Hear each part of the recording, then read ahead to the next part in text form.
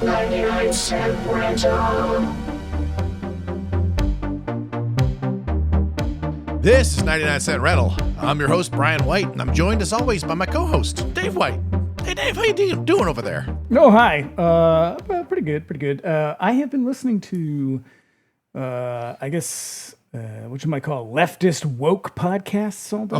Oh, shit. Well, not all day, but, it's some of the day. And I was reminded of Ben Stein. Do you remember Ben Stein? Yes, I remember Ben Stein. You could win his money on win Ben Stein's monkey. You could win his monkey. And they were talking about Ben Stein with regard to the Aunt Jemima kerfuffle.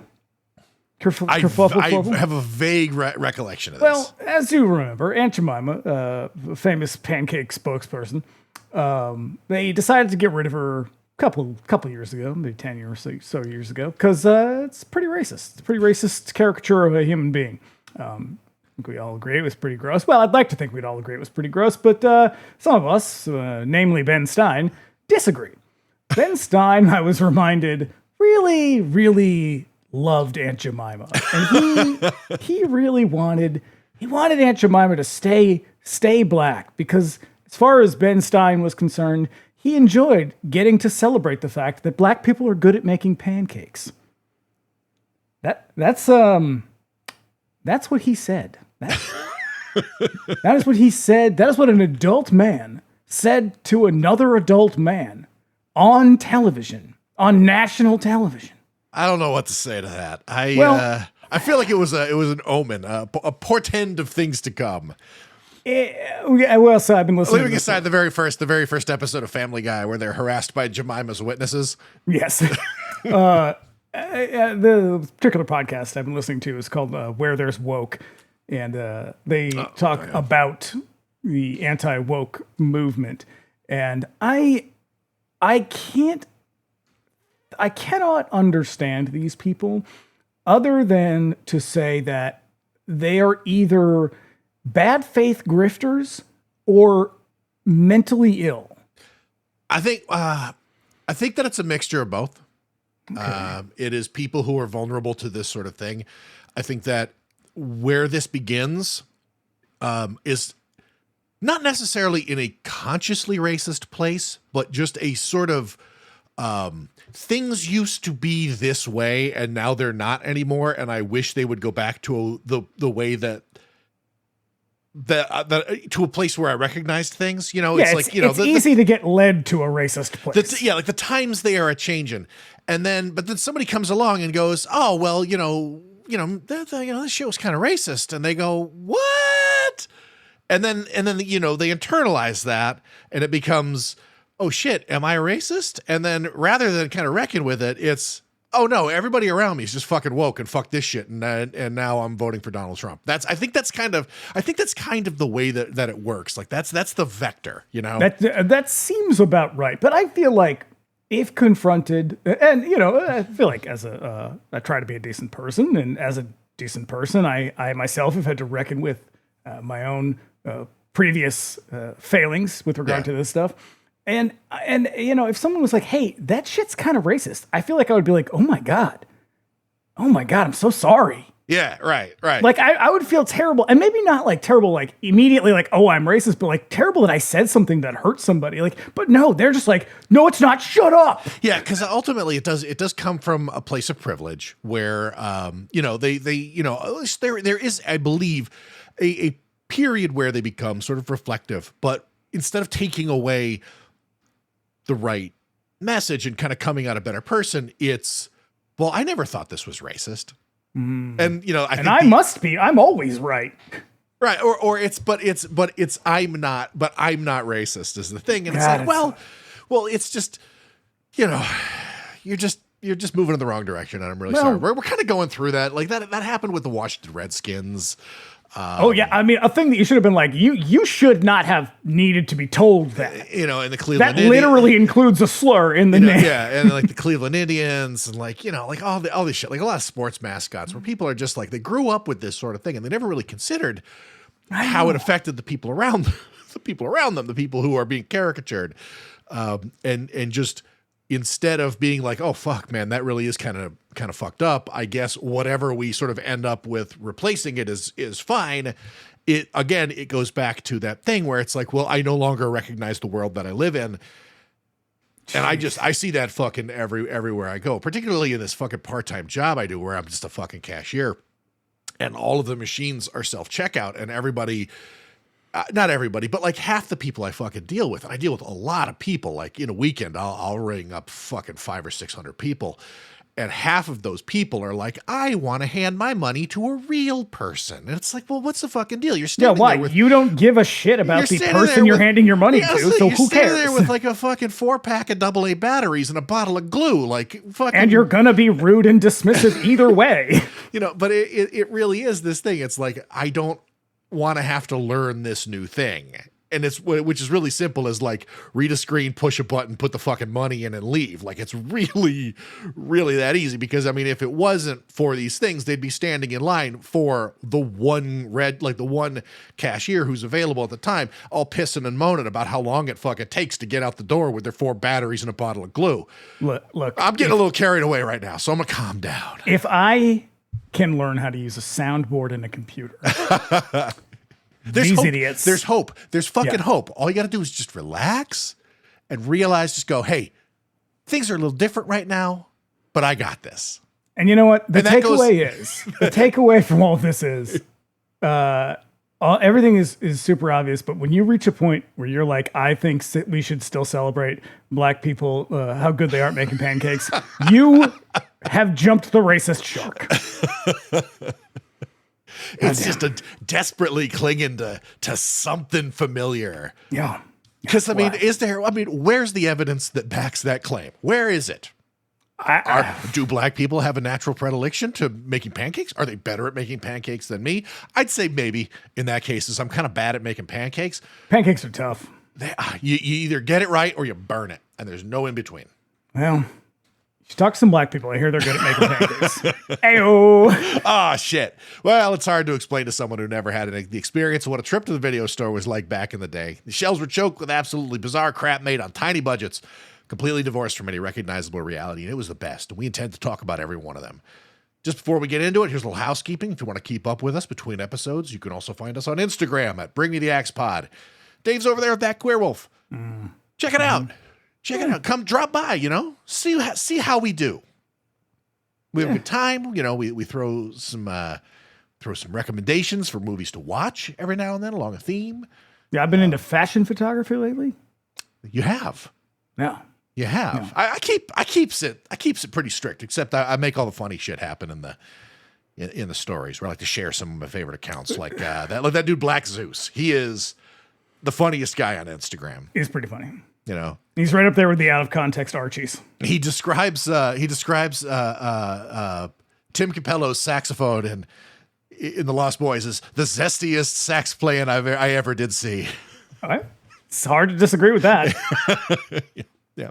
And if you don't know, we got another show called Bring Me the Axe. Our latest episode covering David Cronenberg's Rabbit is out now with our new friend Hallie Kiefer from Ruined. Oh, that was a good one. It was fun. It was a really fun one. I'm glad that we had her come around. I hope that we have her back.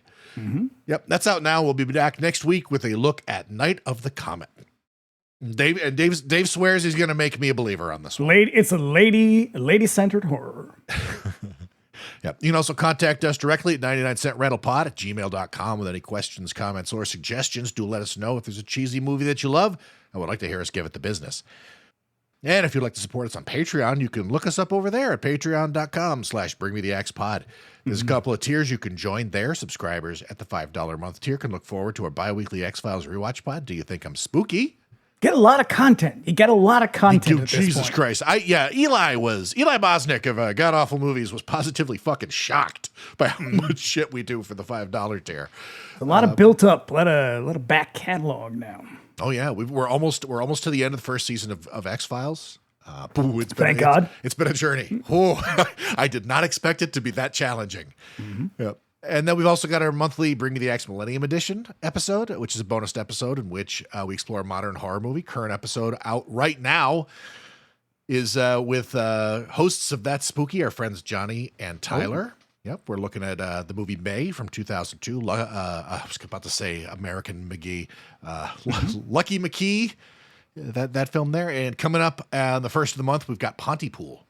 Canada. We're going back up north with Canada because, boy, we fucking love Canada, don't we? Well, as you know, I am a very big fan.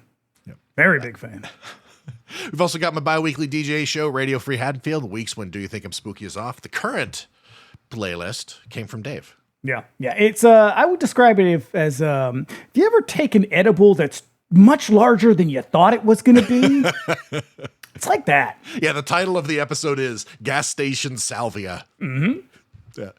Yeah, you can expect a surprising mixtape of everything from rock to disco to punk over there. I try to mix it up. Every other week it's something different, All Patreon subscribers, even the free tier, get access to our Discord server. Paying members get access to additional channels, voice and video chat, and the watch parties option.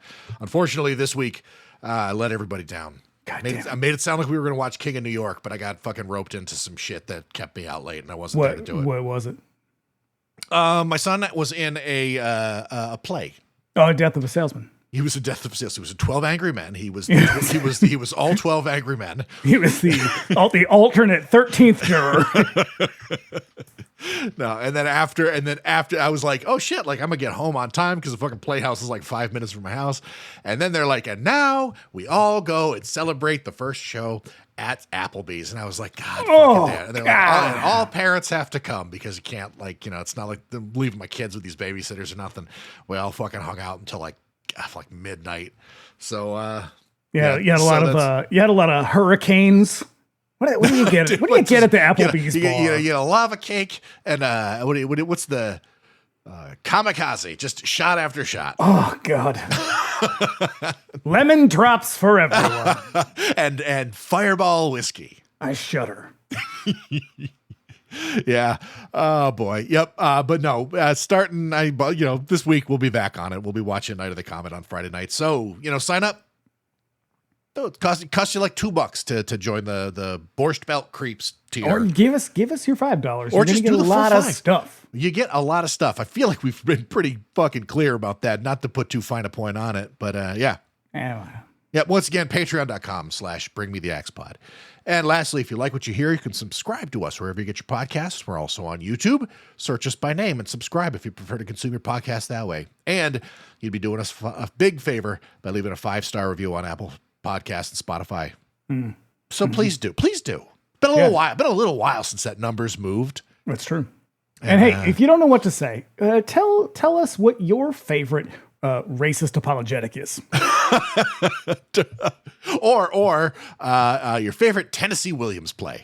Because I know y'all bunch of big Tennessee Williams fans. Mine is the Glass Menagerie, but thank you for asking. Yep. And if you listen on YouTube, do us a favor, give the episode a like, leave a comment. We love hearing from you guys because I want to get all that out of the way right at the top of the show. Because right now, I'm going to play the trailer for the movie. It's pretty bad. That we're talking about tonight. It's pretty bad. It's terrible. It's I'm terrible. I'm going to right up front. It's terrible. It's awful. Get ready because you're going to hear it a lot. Probably not.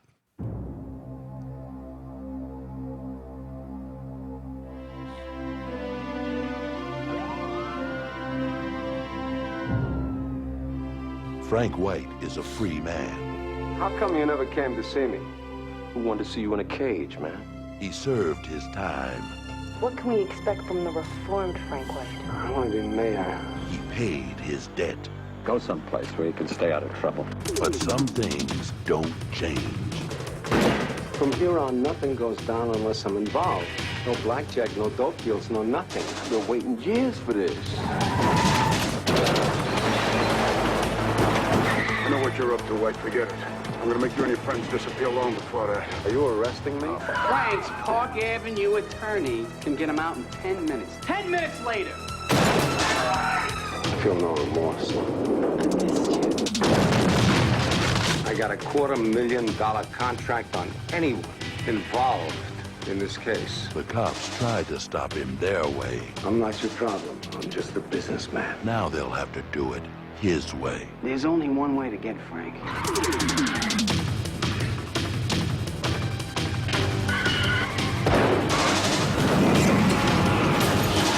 Christopher Walken, King of New York. You expected to get away with killing all these people? I never killed anybody that didn't deserve it. My. My, Mitchell. Yep, I had not seen this film before. Yep, I brought this one to you. I think originally this, I believe we've shuffled this one around. I believe it's been at threat of being booted a couple of times, but I kept insisting that we do this. This was originally going to be one of our sort of classy April movies. Oh yeah. And then kept on getting moved around. But yeah, I'm glad that we did this because I enjoy this movie tremendously. Well, I'll tell you what. I liked it a lot. I think. Well, I'll tell you up top. Laurence Fishburne carries this fucking movie. He is the star. He is magnetic. And this is a movie that is fucking stacked. Yeah, this it has cast a huge is cast. crazy. It's kind of like my off the top of the dome summary. It's like someone was like, "Hey, what if the last 15 minutes of The Godfather were a feature-length film?" Right. Yeah. I also feel like we are so, because Christopher Walken has been in our lives forever, and he is such a big part of the zeitgeist for so long, we forget what a fucking incredible actor he is. That's the thing, is he is an actor, and I've got a lot to say on Christopher Walken. He is an actor that I think, like a lot of these guys, they sort of get to a point where they are career actors. They've been at this for a very long time, since the 70s. And then they sort of reach a point where they're like, okay, I feel like I've really proven myself. And I'm just going to get weird with it now. Like Al Pacino did that too. De Niro, yeah, but he made real bad choices. Yeah, like De Niro did. Like Walken still appears in good fucking movies. But at a certain point, he's just like, I'm going to get real weird with it. And I think he was always kind of fringy though. Like he was never a star because he's not conventionally handsome. I think he's an attractive guy, but he's very odd. He has a strange charisma, but he's not conventionally handsome. It should come as no surprise that like there's something about him that I find very similar in the same way that like Willem Dafoe does. There's a magnetism about him. He's a weird looking guy, but at the same time also quite an attractive guy. Yes, just in a very strange way. You know, we had that conversation while I was watching this movie. I said, I think he's kind of attractive, and I think it's because he has a charm about him that is undeniable. Yeah. And so Abel Ferrara, like apparently he is definitely not attractive. No, he does not have a charm about him.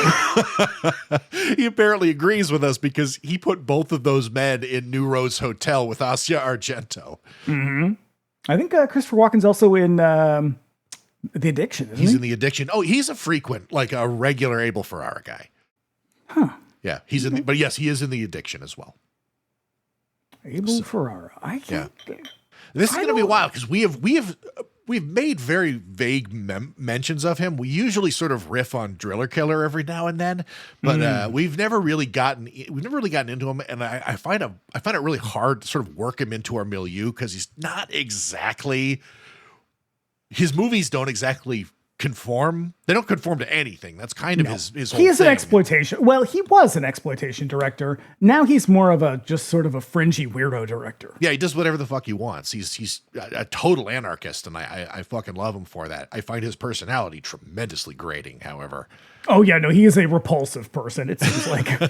Yeah. So let's talk some facts here. The year was 1990. Heard of it. Year of our Lord. It was a turning point. We were coming out of the Cold War. Ben Stein was eating stacks of pancakes. Loves them. Can't get enough. And you could win his monkey on TV. That's right. So here were some other crime movies that were released in 1990. Yeah, no fucking shortage. Have you ever seen Bullet in the Head?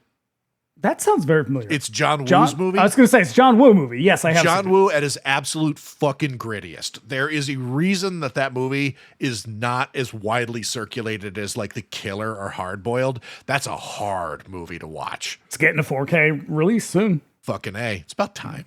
Mm-hmm. Also in 1990, Goodfellas came out. Oh, that is one of 5 gangster films that were released that year. Yep. Also, fucking speaking of gangsters, Miller's Crossing came out. That's number 2. Yep. Fucking Q&A, the Sidney Lumet movie, which is all dirty cops and mobsters. Mm-hmm. And closing it out, The Godfather 3. Yep. Which is a real piece of dog shit. Yeah, I people have been like, I'm gonna reappraise this. Nope. And I'm like, first of all, don't say reappraise, but also that movie's still fucking terrible. That movie absolutely defies reappraisal. It is aggressively standing against any sort of goodwill you might try to throw at it. Yeah, you can put as many Andy Garcias as you want in there. He's not gonna save it. No, it's not good. It's just not good. It's like Francis Ford Coppola said, what if I were to take my entire filmmaking legacy and just smear a thin, fine layer of feces all over it? And everyone was like, yeah, but what about that Dracula one, huh?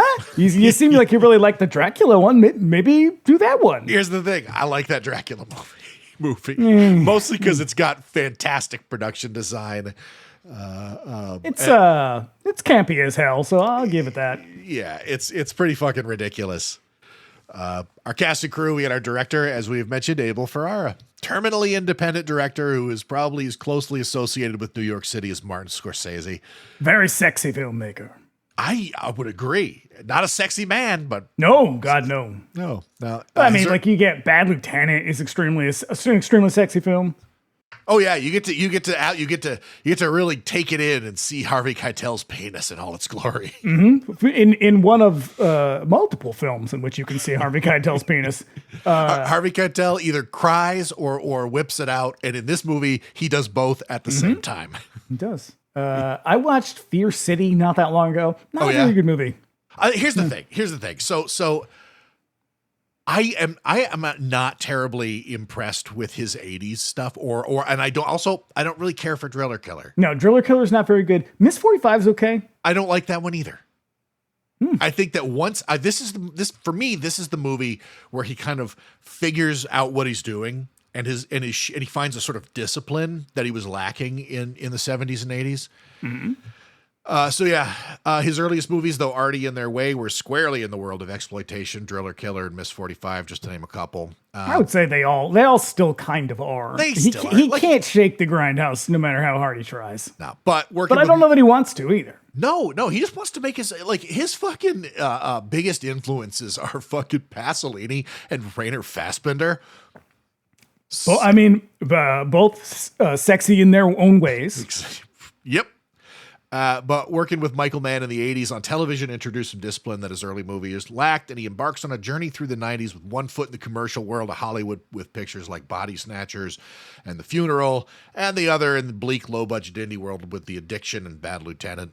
Don't forget Dangerous Game. Oh, Speaking God. of a sexy film. That's got Madonna in it, doesn't it? Yes, it does. Yeah. Yep. I feel like this movie manages to be both at the same time. It's an accessible crime movie that also has a kind of dangerous philosophy about it that I really, really enjoy. It's a very muddy philosophy. It doesn't It's like exactly morally come out. muddy, but it also doesn't really work as a cohesive ideology. That's the movie's ultimate failing is it kind of gets a little lost with the it's overly stylized and very, very light on coherency. Yeah, because again, we've got the the unreliable narrator in Frank White, and so I think he gets a little carried away with that. I think, and you can see there is a Michael Manny stank all over this movie. I believe, yeah. Oh, it's all like the blue filters and stuff like that. I've completely forgot to write his cinematized director of photography's name down, but all of that stylized shit, the blue and the orange gels and shit, that's all that guy. Yep. Yeah. So our cast includes Christopher More Cowbell Walken, who somehow manages to walk a tightrope of being a very serious, accomplished actor and one of Hollywood's silliest little guys. You know what? He doesn't take himself too seriously. That's the thing. Between the 1970s and now, he's been in what seems like 50% of all films produced worldwide. Occasionally appears on television, acts on stage in New York when he's not in a movie, and what's more, he's a dancer, and at one time in his life, he was training to be a lion tamer. Why not? He had a few nights free. Just, casting a wide net. You never know where it's going to take you. And yet he still finds time to be a guest on the most memorable episodes of Saturday Night Live. appearing in my personal favorite sketch, The Walken Family Reunion, in which nearly the entire cast dresses like, fashions their hair, and do terrible impressions of Walken, just like mine. Careful, because you're going to get us a lot more bots and confuse people. I know, I'm about to play the scene too. No. Here it is. Fuck it. Here it is. It's fun.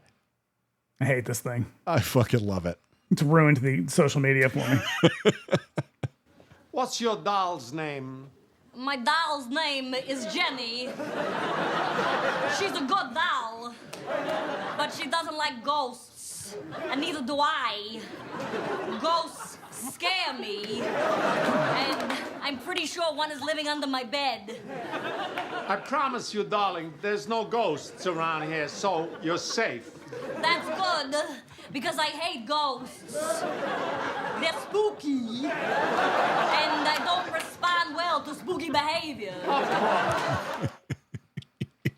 I know that that's the impression of him, and that's the character, and he leans into the caricature. Oh yeah, but he doesn't actually talk like that. No.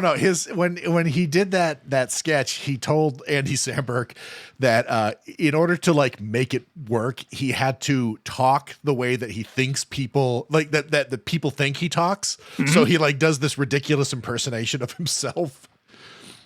I think the closest he gets to that is probably the scene where he gets it too. Is probably that scene in Annie Hall. I tell you this because as an artist, I think you'll understand. that or in Pulp Fiction when he does when he gives him the watch because it's your birthright. Yeah, and like I don't know. I like that he has a sense of humor, but it's like he doesn't talk like that. No, but it's funny. It's fucking funny. Yeah. Also in this cast we've got Laurence Cowboy Curtis Fishburne. Whew, fucking killing it.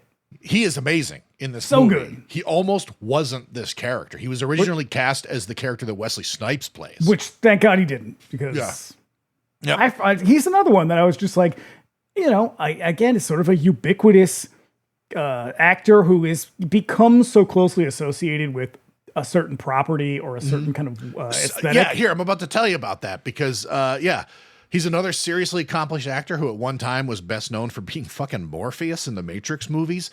But that was like 20-something years ago. And he's probably better known now for his run as the Bowery King in the John Wick movies and as fucking Jack Crawford on Hannibal. Oh, yeah. He was on CSI as well. He got a lot of TV. Yeah. Yeah. So, yeah, like this is a guy who he's a very, very good actor who is now like just owned movies that sort of exist in the cultural imagination, like very prominently. Yeah, and you just sort of think he just sort of looms large as Laurence Fishburne, and so you kind of forget, like, right, he was sort of a character actor for a long time, and a really, really good one. Yeah. Though first appearing in small parts in the early 70s, he came to everyone's attention and to much acclaim as Mr. Clean in Apocalypse Now, a role he gained playing a grown-ass man in Vietnam at the age of 14. Creepy. I don't know if I like that. He was just a big boy. I guess. Just a big boy who was able to pass for an adult man at the age of 14, which I could kind of relate. When I was 13, people used to think that I was like in college and shit. Well, they've done like those studies over time, I guess, that they found that white people have a tendency to overestimate the age of black people. This is a thing? Yeah, it's always been a thing because it, and there's a lot of horrible implications for that. It sort of justifies, treating them as adults, particularly with regard to crime and punishment.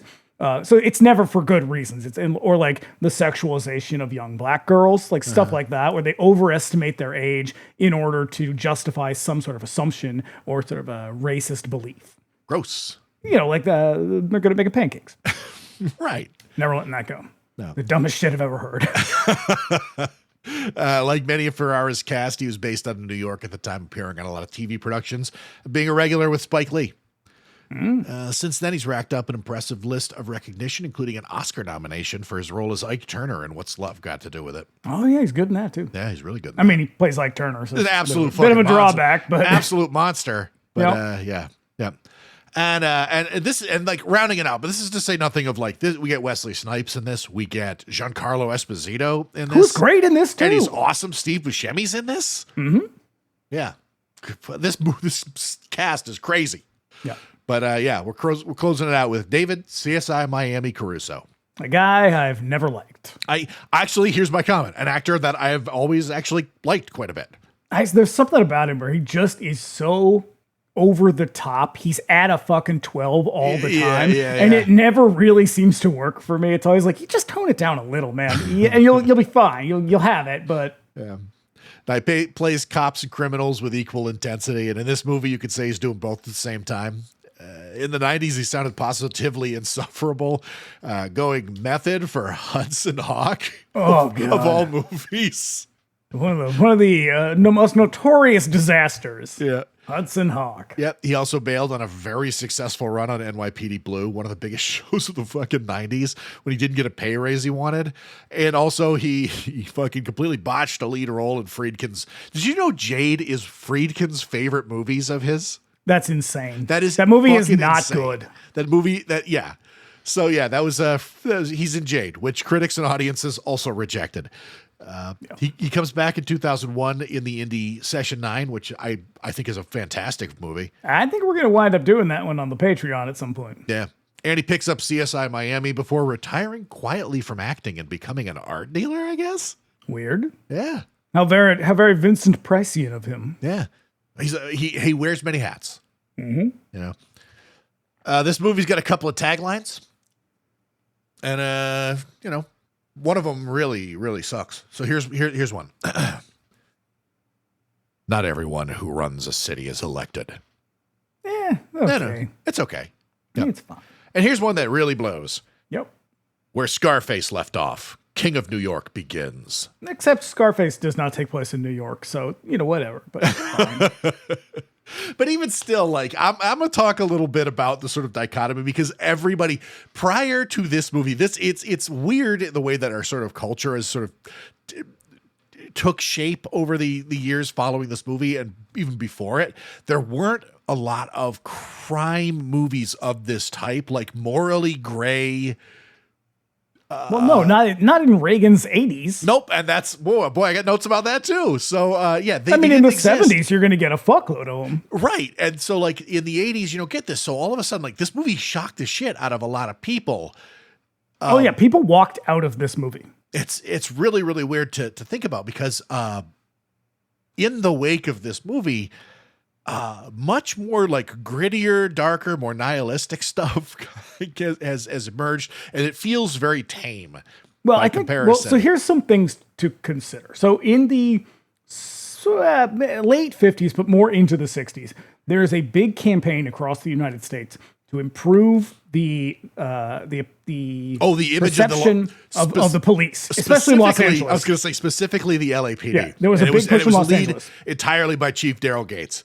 Yep, but there's also across the country you get one as well, and that's where you get things like Officer Friendly on Mr. Rogers. Like you see these characters, and it was a way to sort of rehab the idea, or the public's perception of the police, because the correct understanding was that these people are not there to help you or support you. They're probably just going to railroad you, and you don't recognize them because none of them fucking live in your actual neighborhood or in your community. Yeah. And so they kind of do this big push, and there's a lot of like hiring practice changes, and it all sort of works a little bit, largely thanks to shit like Dragnet. That's like the sole purpose of the show Dragnet. And Adam 12. Yep, those shows were brought back in order to, Adam 12 was created. And Chips.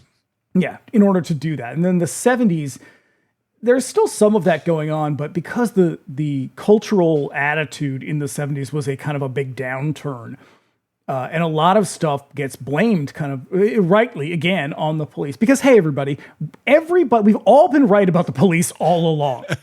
They've never been great.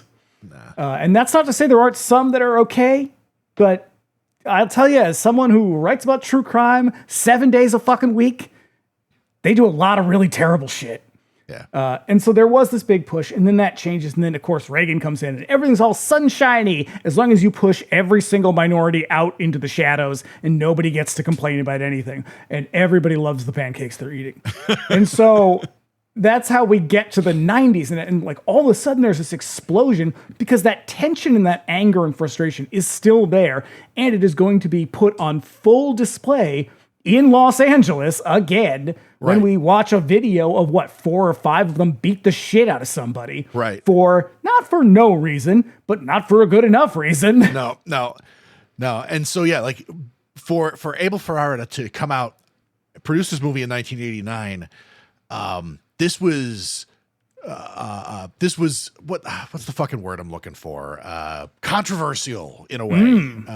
That's not the word I was thinking of. He could not get funding for this from anybody. Not so in the United he States, he had to go to Italy. He found a very strange and unlikely partner who gave him money. I know. And okay, that person is a terrible human being. Let's not get too far ahead of ourselves here. All right, you want to save that one. Yeah. So though Ferrara had been directing features since the mid 70s, this movie marks the beginning of a beautiful relationship between himself and the Italian film industry, which continues to this day. Much of the movie's budget came through fascism and fraud enthusiast Silvio Berlusconi. There you go. Yep, in the days before he was prime minister of Italy, which is wild considering that this movie's naked philosophy on class economics. And although the script was written in the early 80s by Ferrara and his partner, or actually it was written by his partner and writer Nicholas St. John as early as the time of production of Miss 45, nobody would touch it. You could have gotten... It got seriously overhauled by the time apparently got like here. There's a script that I saw on some website that had it, and like the earliest draft of it was like 88. So by like that point, they had basically thrown out the old movie. Yeah. Yeah. So you could have gotten away with this in the sort of morally ambiguous 70s, but Reagan's Morning in America brought a terrible expectation of morality with it. Cops had to be good guys again. Criminals had to be bad guys. And you couldn't do these fucking morally gray movies. Even vigilantes had to be good guys at the time. I mean, unless you were Bernie Getz. He was not a good guy. No. But he was very much portrayed as a good guy. He was actually in reality a sack of shit. A gigantic Heil Hitler Nazi guy. Yeah. Real crappy. Who it was like riding the subway looking for trouble. Yep. Yeah. Fucking fantastic. Awesome. Scarface is the obvious go-to for comparison. De Palma sexes the shit out of Tony Montana, but he's a psychotic villain through and through. There's nothing good about him. You can't even Can I give you a hot take on that one? Yeah. I hate that movie. Really? Don't care for it at all. I don't think that it's great, but there are scenes in it that I think are fucking fantastic. I think Michelle Pfeiffer's fantastic in it. The drug deal gone bad in the motel room where they I hate that scene. Oh, where they chainsaw his That is brother's so head. upsetting. I fucking love that scene. That is so intense. Great soundtrack. Yeah. But Marauder. Mm-hmm. Yeah. But you can't by this whole thing, like even though Tony Montana is the main character, the protagonist of that movie, you cannot even call him an anti-hero in that. No. And if you watch the original, it's unambiguous that he's kind of a bad guy. Yeah. His entire drive is power at the cost of all the people around him. Mm-hmm.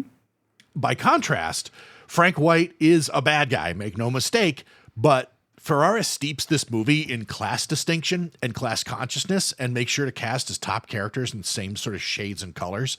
I don't think he does a good job with that. Okay. Well, when we get into this story, we'll talk about that because I'm there with you. I think that I think it's because he doesn't understand. He understands what he wants to do, but he doesn't understand why or how and why any of it matters. Okay. Yeah. Frank White's moral compass is revealed in the third act of the movie, and while he's still a villainous murderer, he's guided by a code that's hard to argue with and driven by a desire to do something good for the city's underclasses. He kills his competition seemingly out of business interest, but mostly because of what their capitalist greed did to the city when he was in prison. Nuance, however, is not the business of the American movie studio, and both New World and Universal, where King of New York had been in development since the mid-'80s, ended up passing on Ferrara's movie, where basically everybody, cops and robbers alike, get killed. So I'm broadly speaking, I think where I landed with this, and I will say a lot more about this because it's kind of my gripe with the movie overall, and I do really like it, but I don't think it works, is that because he's such an old hand at exploitation, and I think he sees the world in a particular way, and I think he has a particular aesthetic that he likes a lot. Because of all of that, he doesn't really know what to do when it comes to making a movie that is supposed to have a larger point. He gets a little bogged down with the sort of cartoony violence. Yeah. And so you get to the end, like, and you're kind of like, well, I enjoyed that. It was a wild ride, but so what? Yeah. What's the end here? I do think that the sort of scenes of action and violence in this movie are really exciting. They kind of get in the way of what they're almost like these sort of like exclamation points that he didn't really fucking need in a movie that actually is kind of a subtle social message to it. Well, and I think that in the end is what you reach the end of the movie, and it could, I think, have had a real punch at the end. And unfortunately, I think what you get to is a sort of like kind of a bit of a heavy sigh, like, okay. So like the ending is inevitable. Well, yeah, you see it coming because you can't. Well, that's the problem, though. Like when you have a character like Frank, I think when you start with a character who is bad, and when your writing is, let's be honest, a little bit weak, there's nowhere for that character to go. So he ends exactly where he starts. And he goes on no journey, therefore we can see no change in him. We can have no hope for him. We like him because Christopher Walken is charismatic as all hell, but we end on a place where you're like, well, yeah, this had to happen. There was no other way. So it doesn't feel like a loss. You don't feel anything when it's over. You're just like, oh, I guess the movie's over. Yeah, I suppose that is the tension that he struggles with, because you can't not end this movie with Frank White succeeding or getting away. Actually think there is a point where he could have ended this movie and should have ended this movie, and he wouldn't have had to compromise a single thing. And I think at least as a viewer, would have felt a lot better about the ending. Right. I will tell you when it is. Okay. But yeah, so yeah, Italian studios Rete Italiana, or it's Rete Italia and Scena International stepped up. You didn't even try with the accent. Nah. Rete Italia. Yeah, that was pretty good. It's better than I watch a lot of Italian films. Better than my Walken impression. Yeah, and then so they stepped up, and this is why I think the movie produced in America by Americans comes off like a Polizziotteschi. And I have got a critic's take that will confirm your suspicions. Okay, because I think both of us have really been indulging in Polizziotteschi lately. I've been real heavy in them, yeah. Yeah, I love them to death. And so while I'm watching this, even though those movies are just Italian reflections, they're like they're Italian reflections of American cops and robbers movies, like, but just sort of filtered through their real world experience. Yeah, again, like because their corruption was brazen. Yeah, because like but it's they're cops and robbers movies in the same way that like spaghetti westerns are just reflections of American westerns, and they're sort of macaroni combat movies were again reflections of American war movies. But again, because of the era they were produced in was so thickly partisan and vicious and violent that they come with a very distinct flavor. Well, and I think also and maybe this is true of this movie as well. I don't know much about this, so I don't really know that much about Abel Ferrara to begin with, but this might be true. In Italy, as much as they were, we've said this about their horror movies too, as much as they were sort of like, they're a little cartoony sometimes, they're very sort of cheaply made a lot of the time, but they are genuine reflections of how they felt about like everything, whether it was horror or how they felt about the violence of the war, or how they felt about all the rampant corruption, or even the stuff like the like nunsploitation stuff. Like their cinema generally, and it still is really, has always been a kind of reaction to whatever's happening in their culture. And because they are I don't want to reduce them to this, but like they are a passionate, outspoken culture. Yeah. Their films really do come across as very bold statements, even though to us, a lot of the time, they seem a little silly and they seem really kind of wild and crazy. That's really how they felt. And I think it's a genuine reflection of their attitudes and their sort of frustrations at the time. This maybe I think he takes a lot of liberties, and I think he misses the mark a lot on this one. But I think there is some truth to that, perhaps with this as well. Yeah, there's a lot of truth to that in terms of just cinema in general. Usually, exploitation and genre movies in particular are typically, except, and I will say this as I put a big asterisk on this, except in the United States. Right. These movies made around the world, except in America, tend to be a pretty good barometer for the social situation in the countries in which they're made. Here, we're driven by our studios have tremendous amounts of fucking money, and so they can't afford to be divisive and political in the same way that you could do that in like South Korea or Japan or Italy and England, even France and Spain also tangle with their sort of political legacies in their movies. But yeah, it's sort of like I remember. This is maybe not a 1-to-1, but it did make me think of it. I was listening a long time ago to this ethnomusicologist who was talking about. It was an interview, and they were talking about why there's a kind of rawness to a lot of R&B records that come from like the 40s, 50s, 60s. And the guy, and he specifically black musicians. And the guy said, well, when white musicians would go into the studios, they had so much money behind them and they had these big record labels behind them. They could do 20, 30, 40 takes if they wanted to. They could spend all month there if they wanted to. Because like when a black musician got into that studio, they had one shot to get it right. And so they had to give it absolutely everything they had because that was might be the only chance they ever got to get into a studio. And I think the same is true when you look at a lot of foreign films when it's like they don't have a lot of money. They scrape this shit together and they're going to give it their all because this is their one chance to make the fucking movie. Right. Like they're often they're exploiting American movies that were made on budgets of like, these are genre movies made in America in the 80s. So $5 to $15 million is a like reasonable budget. These guys are essentially trying to remake that movie on a budget of about $400,000 or the equivalent in lira, Yeah.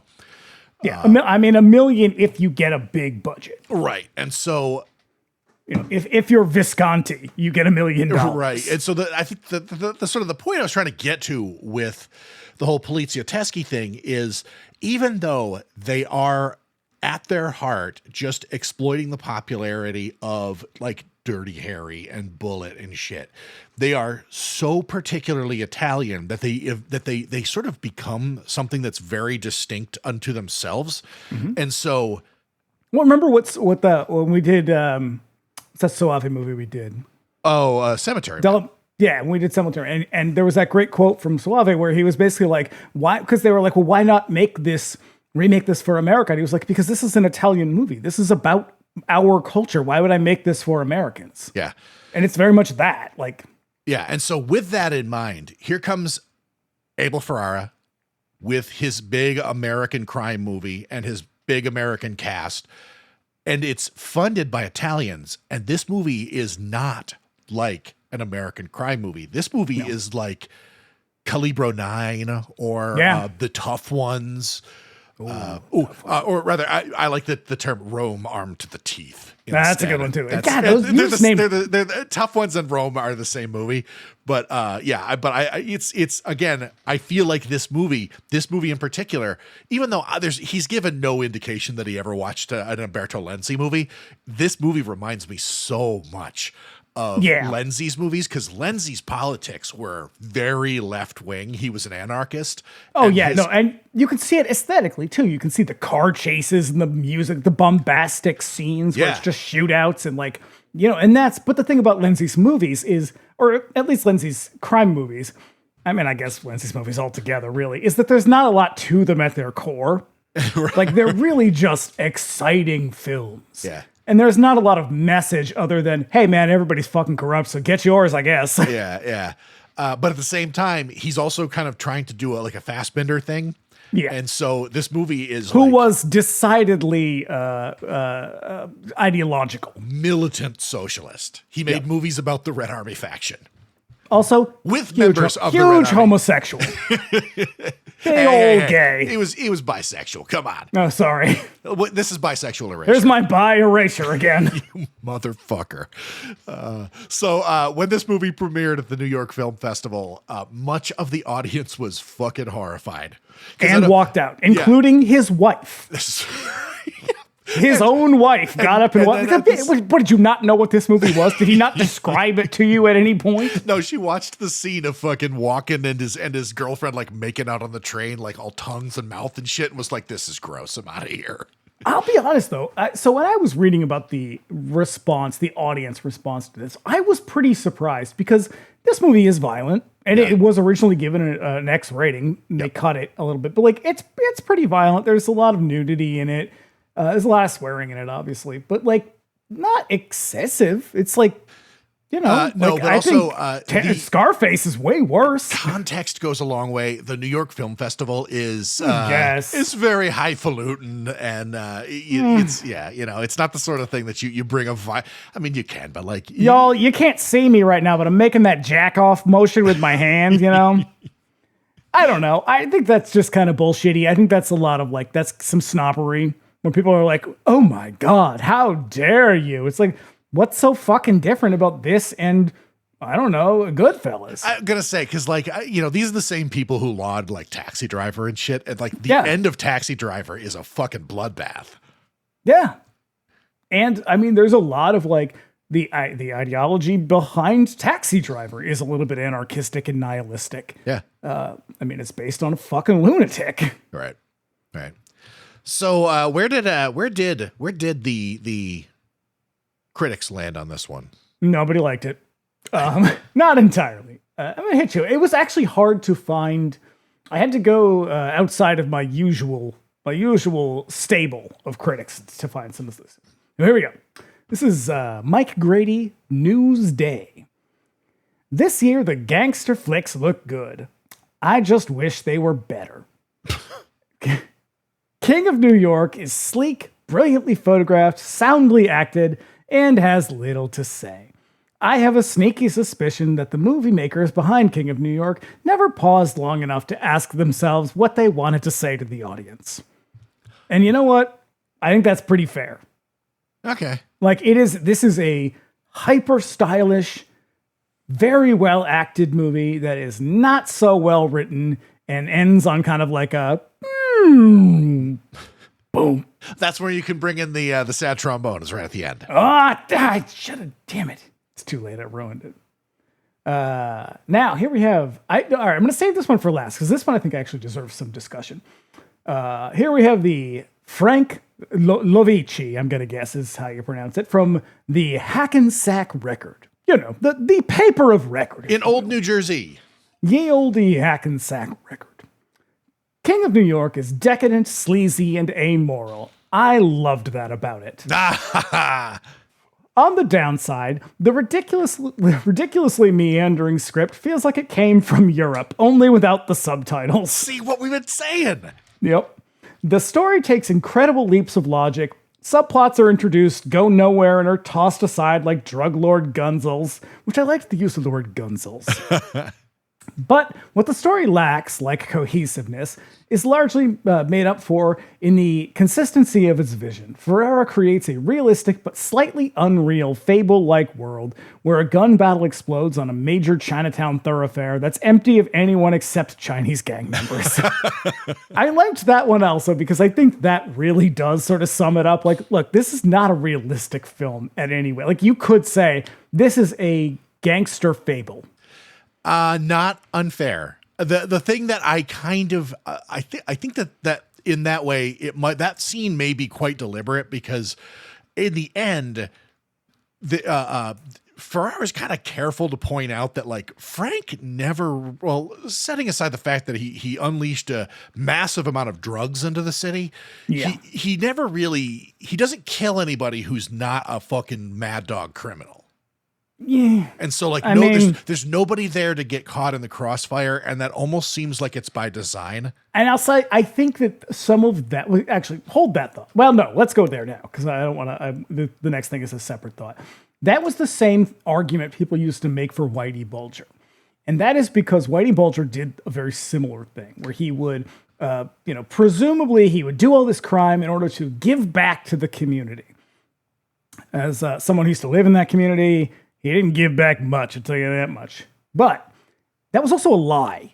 He was a psychopath who brutalized tons of people who probably did nothing to deserve it, murdered lots of women as well, probably because he liked killing people. Like, there's the story that we hear that Robin Hood story, and that's what this character of Frank is supposed to be. He is that a thing? Whitey Bulger. I've never heard that about Whitey Bulger. That's the Whitey Bulger thing. Was like he would give back to the community, and nobody would rat on him because he gave back to the community. He was actually a fucking monster, is what he was. And had beers with his nephew once. Killed indiscriminately, terrible person. Probably good that he's dead. But like, because we want that story to be true, we don't want the other story to be true, because the other story ruins everything that we believed and gives credibility to law enforcement, which is another thing that, like, if you live around here, if you grew up in Boston or Somerville, like, you know that they were never that good at their jobs and they framed people left and right. Like, and so it's desirable and romantic to believe that story. And I think that's what he's building on here, is this mythology of the kind of the hooker with a heart of gold, if you will. Yeah. I got to find something new. I keep using that one, but it works. It works because, like, that's the truth. But the reality was these people were actually not good, and they were never good. They just used that in order to manipulate everybody around them to not turn them in. And like, you see that in this movie where, like, Laurence Fishburne's character, Jump, like, he's this big piece of shit. He walks into this restaurant and is like being an asshole. And then he gives money, just randomly gives money to like the people at the table. Yeah. This old woman's just like, hey, great. You just gave me like a couple $100. So they would do shit like that in order for the public to think that they were great and the public to be on their side. Because if you got the public on your side, who fucking cares what the cops think? Yeah. And that's sort of what this movie is about, except it buys into its own mythology without stopping to be like, actually, these guys were real fucking monsters, and they're flooding the streets with guns and drugs. So that's that. Anyway, this is the last one that I think is really interesting. And this is the only one of these, like this aspect. I only found one. What we have here are racist assumptions in the service of a message about brotherhood that's genuinely felt by Ferrara and his longtime buddy, screenwriter Nicholas St. John. They're operating out of a city that is most essentially interracial, and every scene is a weird mix of prejudice and belief in racial coalition. I think that is a fascinating take, because I also think it is 100% true. Okay. I think this is Abel Ferrara has a very limited understanding of race, and granted, it's 1980, whatever, when he fucking writes this thing. Like, and he doesn't strike me as a man who's probably spent a lot of time thinking about this. This is a thing yes, there is a class element to this, but I think maybe he views class and race as the same thing, and he can't understand them as distinct issues. Okay. That are interwoven, but that are ultimately separate. Oh, things. sure. I mean, this movie is predating the whole concept of intersectionality by a fucking solid decade. Because I think this movie is kind of racist. It shows a world in which all of the black characters are, I don't want to use the word thug because that's not even the right term, but they are sort of wanton drug dealing partiers. Whereas all the white people in the movie are they're the lawyers, and even the criminals are lawyers. I was gonna say that is the thing where he's sort of putting the class, that's the class distinction, that's the class consciousness. The thing is his view of the sort of blood that circulates through the city here is that everybody's a fucking crook, like all of them, and they're all equally as bad. Except I don't know that they are equally as bad in his presentation of them. I do think there's a lot to what this reviewer is saying. I do see a lot of racism. Sure, I mean, I'm not going to racial assumptions. I'm not going to argue against that because, look, it is right there on the fucking screen. I mean, he's not like, we got to keep Aunt Jemima on the fucking pancake bottle, but I think he is making a lot of, he's at least buying into or feeding into a lot of stereotypes. Yeah. And just assuming that's the way it is, and maybe looking for a class explanation for it that is maybe distinctly different than racism in itself. I don't think he's being racist. I think he's acting on assumptions. That's the thing that I was about to say is I don't think that it's a sort of a deliberate or conscious thing that he's doing. He just does not have the sort of experience to distinguish between the two. And there was nobody there to be like, hey man. Yeah. Maybe you think maybe instead of a white lady, it could be a black lady who's the lawyer. How about that? But at the same time,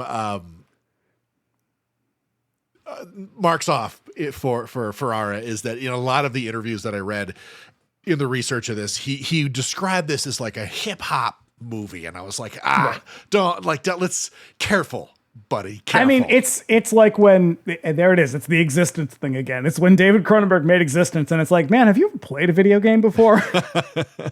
Because you seem to think they are something very different than what they actually are. Yeah. There's a little bit of that. I just thought it was interesting that someone in 1990 was like, hey, y'all. Yeah. Just a quick thought. Remarkably. It was a little bit racist. Remarkably prescient. Yeah. Mm-hmm. So I thought it was interesting. But yeah, the general consensus is people didn't like it. It seems like people have come around to it. Oh, Again, sure. I think yeah. there was a lot of outrage. Critical, like people have definitely sort of like re-examined this movie and have come to a much different conclusion on it. Like I think in terms of like audience ratings, it's still kind of like a in the middle, like on a scale of 1 to 10, it sort of lands in the 6s. I have a much higher appreciation for it. I think it's a fucking fantastic, very exciting crime movie. I like the direction that it's moving in. I like its philosophy. Yeah, I think also the fact that he's clearly being influenced by non-American films, maybe probably threw a lot of people. And it is, I think we got to be honest, the writing's just not great. It's just weak writing. It's an exciting movie. It fucking bangs along at an incredible pace. But as far as the story, you're like, what? Story? Who cares? Just keep shooting people. I know. Bring Jimmy Jump back. Yeah. Oh man, that's the one death where I was like, no. Yeah. Yep. He had to die. And boy, is his death scene fucking awesome. It is pretty great. Yeah. So shall we? We must. All right. So we open on Frank White behind bars at Sing Sing Prison. The COs escort him from his cell since today is his last day on the block. And someone in that prison is screaming like a macaw in the background. Maybe they got a bird up in there. I mean, it's unlikely, but possible. Yeah. He exits the prison and is picked up by a sweet limousine, which takes him away from the jail and back into New York City. I'm just going to put it out there right now. Limousines are tacky as hell. They are gauche as shit. Truth. Mm-hmm. Yeah. Cut to a brothel where sexy lingerie is just literally falling off the ladies in the parlor. Yeah. You know how you're watching an Abel Ferrara movie is that within the first 5 minutes, you've seen 17 sex workers, all in various states of undress. Oh, yeah. A dude dressed like you would imagine a pimp in 1990 would dress stumbles down the hall. He's handed his jacket, shades, and attaché case by a bunch of drunk, mostly naked ladies, and he takes off into the night looking sharp as hell. Yeah. Sunglasses after dark. Sunglasses at night, so he can. He steps into a phone booth to make a call when here comes some dudes in overcoats led by Giancarlo Esposito, who blasts the shit out of the booth with shotguns. They stuff a newspaper in his face as he sits there dying, informing him that Frank White, our man Walken, is being released from prison today. Now, Frank rides back into town in the presence of two fine young ladies looking positively 90s sexy. Oh, man. The 90s fashion is off the hook, as they say. Yeah, just a little bit. You remember that band Color Me Bad? Yep. It's a lot of that sort of stuff, you know. It is. Color Me Bad-tastic. Just a lot of very bright primary colors. Yeah, a lot of motorcycle, like big flashy motorcycle jackets that are like yellow and black cross colors. Yeah, patent leather shoes. Mm-hmm. The color blocking is out of this world. He looks haunted as the city lights illuminate his face. And this is, I wish I could remember that. I should have written that fucking guy's name. The cinematographer. Because this movie is beautifully shot. It is super stylish. It's like, again, I said earlier, I've been really into fashion photography. It has a fashion photography vibe where everything's very slick. Like everything's got either fucking colored gels on it, or he's filming through something. Yeah, he's always glass, through glass, which reflects the city on his face and shit. Mm-hmm.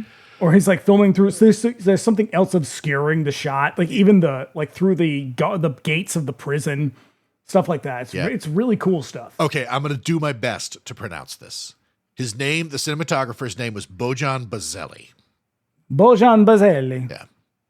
I don't know if he's Italian. He is now, though. He is now. I mean, hey, why not? May as well. I mean, if the fucking production is being furnished by Italian money, I'm not taking it back. hell no. We gotta own I've that already shit. spoken. Yeah.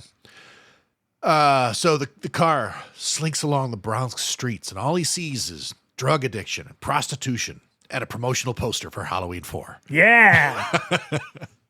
I also like how he's just like, wow, when I went in, it wasn't like this. And it's like, hey, man, the Bronx has looked like that for a long fucking time. Like, when did you go in, guy? The Bronx used to literally be on fire, the entire city.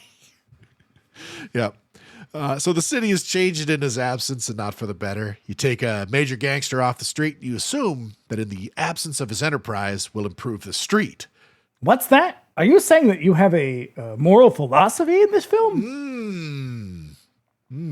Yeah, we're gonna bathe in that. We're gonna really stay there and just explore that shit. Yep. So now at a hotel room by the airport, Steve Buscemi tests Looking exactly the same as he's ever looked for the last 40 fucking years. tests quality of some cocaine with some chemical agents by his dealer man. Jimmy Jump impatiently paces the room in front of the supplier. My note about Jimmy Jump is I can already tell Laurence Fishburne is going to carry this film for me. It's that he's got really awesome grill. He's got that gold rope shit and a sweet hat. He has this explosive energy that is charming and dangerous. Yeah.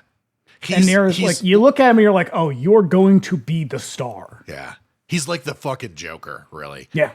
Also, yeah, the people they're buying dope from, more shady criminal types.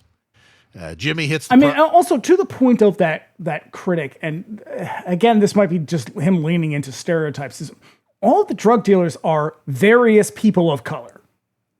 There's Latino people, there's Asian people, there's a lot of black people, but it's like, you don't have a lot of white people. And I don't know, maybe there's some truth to that, but there's also a lot of stereotype to that. I just don't want, like, I feel like that's something that needs to sort of be, like, stay in the forefront, because this does have a bit of a trespass quality to it, a bit of a New Jack City quality to it. Which, honestly, I don't think New Jack City comes out the following year. I don't think there's a New Jack City without this movie. Nope. There's not, and there's not a trespass without this or New Jack City. Right. Or perhaps even Judgment Night. So, yeah, Jimmy hits the product to try it out, and it is awesome. So he just talks and talks and talks. When he gets the okay on the coke, the dealer tries to shake him down for more money than they agreed on. They argue a bit, but he agrees and presents a suitcase. Presumably, he demands root beer. He wants root beer. I think what he wants is to just get rid of the sort of the heavy in the back. Very clever. Very clever. Yep. Yep. So then he presumably this suitcase is full of money, but when Tito, the supplier, opens it, he finds it just full of tampons. And he's like, what the fuck is this? And he's like, it's for all the bullet holes you're about to get. And then him and his dudes just open up on the dealers and blow them away. And one dude leaps into the room, crashing through the door, guns blazing, going, room service, motherfuckers. It's pretty great. It's pretty great. Cut to a fine hotel room in the city. And man, there is going to be so much of like this. I don't know. Is it like low 90s fashion and low 90s aesthetic? That's just like, how was this ever cool? I know. This is all horribly tasteless. But what you mean? This fancy hotel? The hotels, like all this, like the high end sort of glamour, where it's like this is all really like a lowbrow shit. If that hotel, that high class uptown Manhattan hotel, feels cheap and tawdry and tacky to you, that's right. I forgot about that. That hotel is the Plaza, which was owned at the time by Donald Trump. And he let them film there for free. Wait, no, there was a slight cost. Ivana Trump wanted a photograph with Christopher Walken. For the price of one photograph with Christopher Walken, you too can be filmed in this hideous gold room. Yeah. A solid gold house. With a solid gold toilet. Just so heavy it's about to crash through the floor below. Well, if you're going to die on something, make it gold. Donald Trump is 100% going to die on the toilet. I hope so. I fucking hope so. Even if he doesn't, I'm gonna still make T-shirts that say "fucking Donald Trump down in the toilet." Can you do it now, though? Is that? Oh, I'm sure I could. I Will that I get don't you know. on a list? Honestly, I don't know why I'm not. Like, what's stopping me? It'll probably get you on a list. I probably will, but fuck. And I say that as someone who spent the last week Googling toxic nerve agents. Just so if we're gonna I'm surprised. Get yourself on a list while you're at it. I'm surprised you have not been visited by the fucking FBI. Look, yet. they're gonna look at they're gonna be like, serial murder. VX gas. Yep. So Frank takes a shower while his 90s sexy lady friends load guns while half naked. Yeah, it is a bizarre. It's objectifying of women in a way that is like distinctly 90s. Yeah, but also it's more of that like fashion photography shit that you're talking about. You know, it's very slick, it's very stylish, it's soft and lighting. momentary. Yeah. And you can see too, again, I think Quentin Tarantino is a huge fucking hack director. I do not think there's anything talented about him. He can cobble together a script and that's about it. But like you can see he pulls so much from people like this. Oh yeah. Where it's like, this is Ferrara's genuine aesthetic. Like this guy thinks this shit is cool. Quentin Tarantino just thinks this guy thinks it's cool. Right. And there's a difference there. So he now studies the skyline from his window in a really. This is where we get that fucking killer shot. Yeah, of him standing behind the window, sort of like half silhouette, and the skyline is reflected on the window in front of him. It's a fucking incredible. It was used on a lot of posters and stuff like that. It is I think the reason it looks so cool is they're filming him in the room first. Yeah, and then they do what is I'm guessing it's either a crane shot or some switcheroo where like. It's him, and then it sort of moves a little bit. It like changes perspective, and then it's him through the glass with everything reflected, against his silhouette. It looks really fucking cool. What a fucking shot for real. Yeah. In walks Jimmy Jump and his crew, fresh from killing all these dudes. We got a tense standoff, like maybe they're going to kill him too, when he does a silly little dance to break the tension. Look, sometimes you got to let Christopher Walken dance, because the man's got to dance. He's got to dance, and he's got to tame lions. Yeah, so to see a playful Christopher Walken is an odd thing. Yeah. But I like it. I do. It's good. I do. I do think there's something strange about him leading an all-black gang. Yeah. That also seems a little odd to me. Probably not something that happens terribly often out there in the real world. No. But yeah, it turns out that this is Frank's crew, and they're super happy to see him, and they present him with Tito's glove as a trophy. Mm-hmm. So now Frank arrives at a posh restaurant in the city to meet up with some of the city elites. He's a man of two worlds, you see, which both rely on crime to make the city move. Very Batman of him. Yes. Frank gets his lieutenant. He is essentially playing the same character he plays in Batman Returns. Oh, Max Schreck. Mm-hmm. Yeah. Which is wild because Max Schreck appears in this very movie. Mm-hmm. Yeah. Frank gets his lieutenant and uncredited, no doubt. Fucking crime. Mm-hmm. Frank gets his lieutenant and fixer Joey to arrange a meeting with a local mafia guy who is proving hard to reach. And then he also strikes up a heavy flirt sesh with the city prosecutor at his table. And he says, I would like to take you on the subway. Take you on the subway. Nothing you say to ladies. So now Joey goes across town to a seedy spot where the super racist mob dudes are playing poker.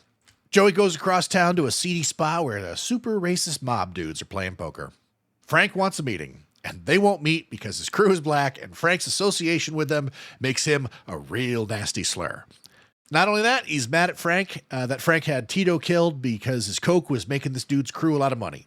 To punctuate his feelings on the matter, the boss pisses on Joey's shoe as he's leaving. That probably won't come back to bite him on the ass. In literally 5 minutes. So now on the subway, Frank is down there making out with Jennifer, the prosecutor. And it's look, I in defense of Ferrara's wife, this is an aggressive moment. It's a whole lot of tongue action. But look, as someone who just came back from Toronto, where people are just naked all willy-nilly in the streets left and right, I don't see what the big deal is. Right. You're desensitized to the whole thing. The whole thing just looks real sloppy and wet. Yeah, it does. It's just sort of like, it's not what you're doing, it's how you're doing it. Right. So along comes some subway muggers led by a young Harold Perrineau. How about that? Right. And we get to see some sweet dance moves from him later. Right.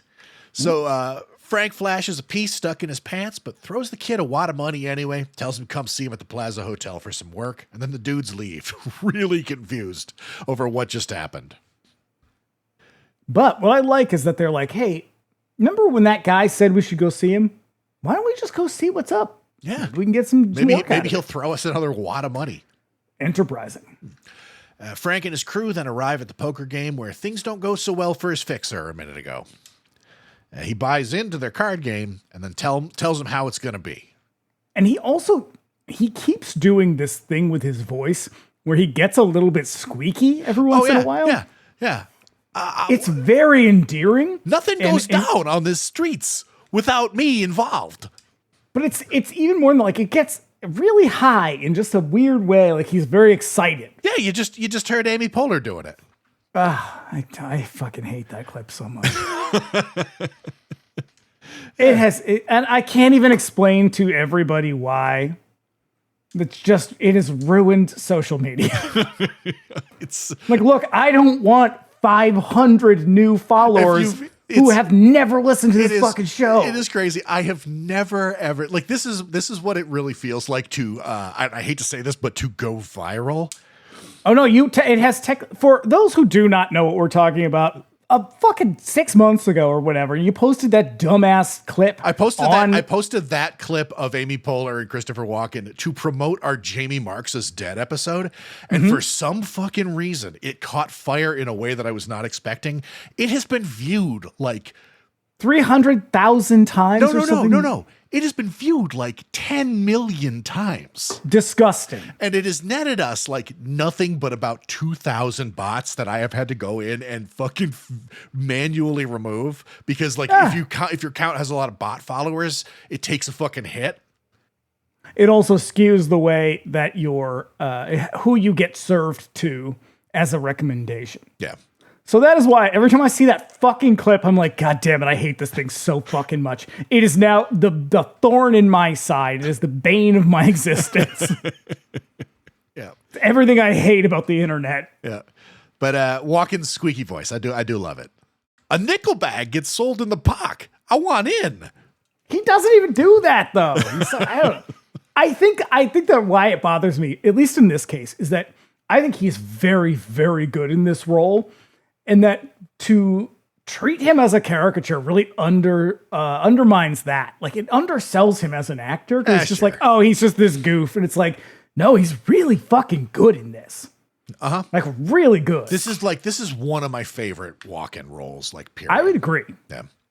I think he's great in most things, but like this in particular, because he's like a quiet storm in this. Because like he is like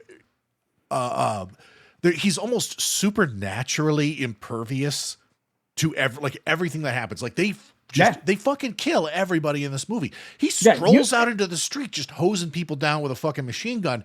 And you buy him in every single one of those roles, whether he's charming and he's charming a lady, and you're like, oh yeah, I could see him charming a lady. And then like he explodes and he's killing somebody, and he moves in and out of these characters so well that it's incredible. And that's why I'm like, when people make fun of him, I'm just like, no, man, he's really fucking good. Mm-hmm. Yep. Yeah, I think that he, like, the fact that he's just, like, willing to go, like, what was that? Was it, who's the group? The EDM guys who did the Weapon of Choice? Oh, Fatboy Slim? Was it Fatboy Slim? But yeah, like the one where the video where he dances and like, I gotta have more cowbell. Like that sort of that stuff kind of overshadows his legacy as a fucking actor. Cause also, I mean, like if you ever seen Deer Hunter, like he fucking nails it in Deer Hunter too. Like, my other favorite Walken is the Deer Hunter, and like his intensity in that movie is alarming. Yeah.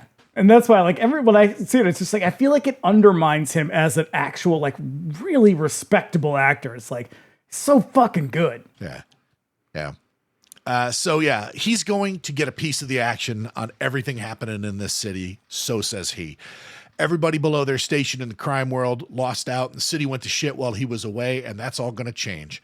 Then Artie, the mob boss, the pissy guy, asks him if he's going to live long enough to spend the money he just won in the game. And Frank turns suddenly and shoots Artie like a lot.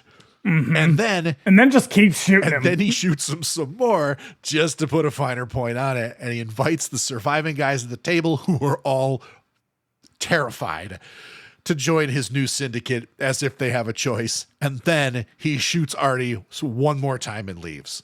You know what I would have liked in this? I would have liked some cameos from like Roger Murray. Because I saw the dude with the tattoos, who's I think he's been in a bunch of shit. Like the guy at the scene, he's one of the enforcer guys. Yeah. He has tons of tattoos. And I was like, this feels like when they put fucking what's his face, Billy, whatever his name is from Biohazard, was on like Oz and shit. Yeah, right. Oh no, Evan Seinfeld was on. Oh yeah, Oz. Evan Seinfeld. And so like I would have loved to see just like some New York hardcore guys just sort of like in the background here. No, Roger and Ray Bees were a little too busy appearing in Matthew Barney's movies. Fucking not Ray Bees. He wasn't. It was. It was Agnostic Front and Murphy's Law. That's what it was. Yeah. In one of the Cremaster movies. Yeah, in Cremaster 3. Yeah. They perform in the fucking Guggenheim. Hilarious. It's a great scene. Oh, Matthew Barney. You sexy weirdo. He's so weird, but I love him. God bless him. Sculpted with what the fuck is that stuff? Vaseline. Mm-hmm. I don't know how he does it.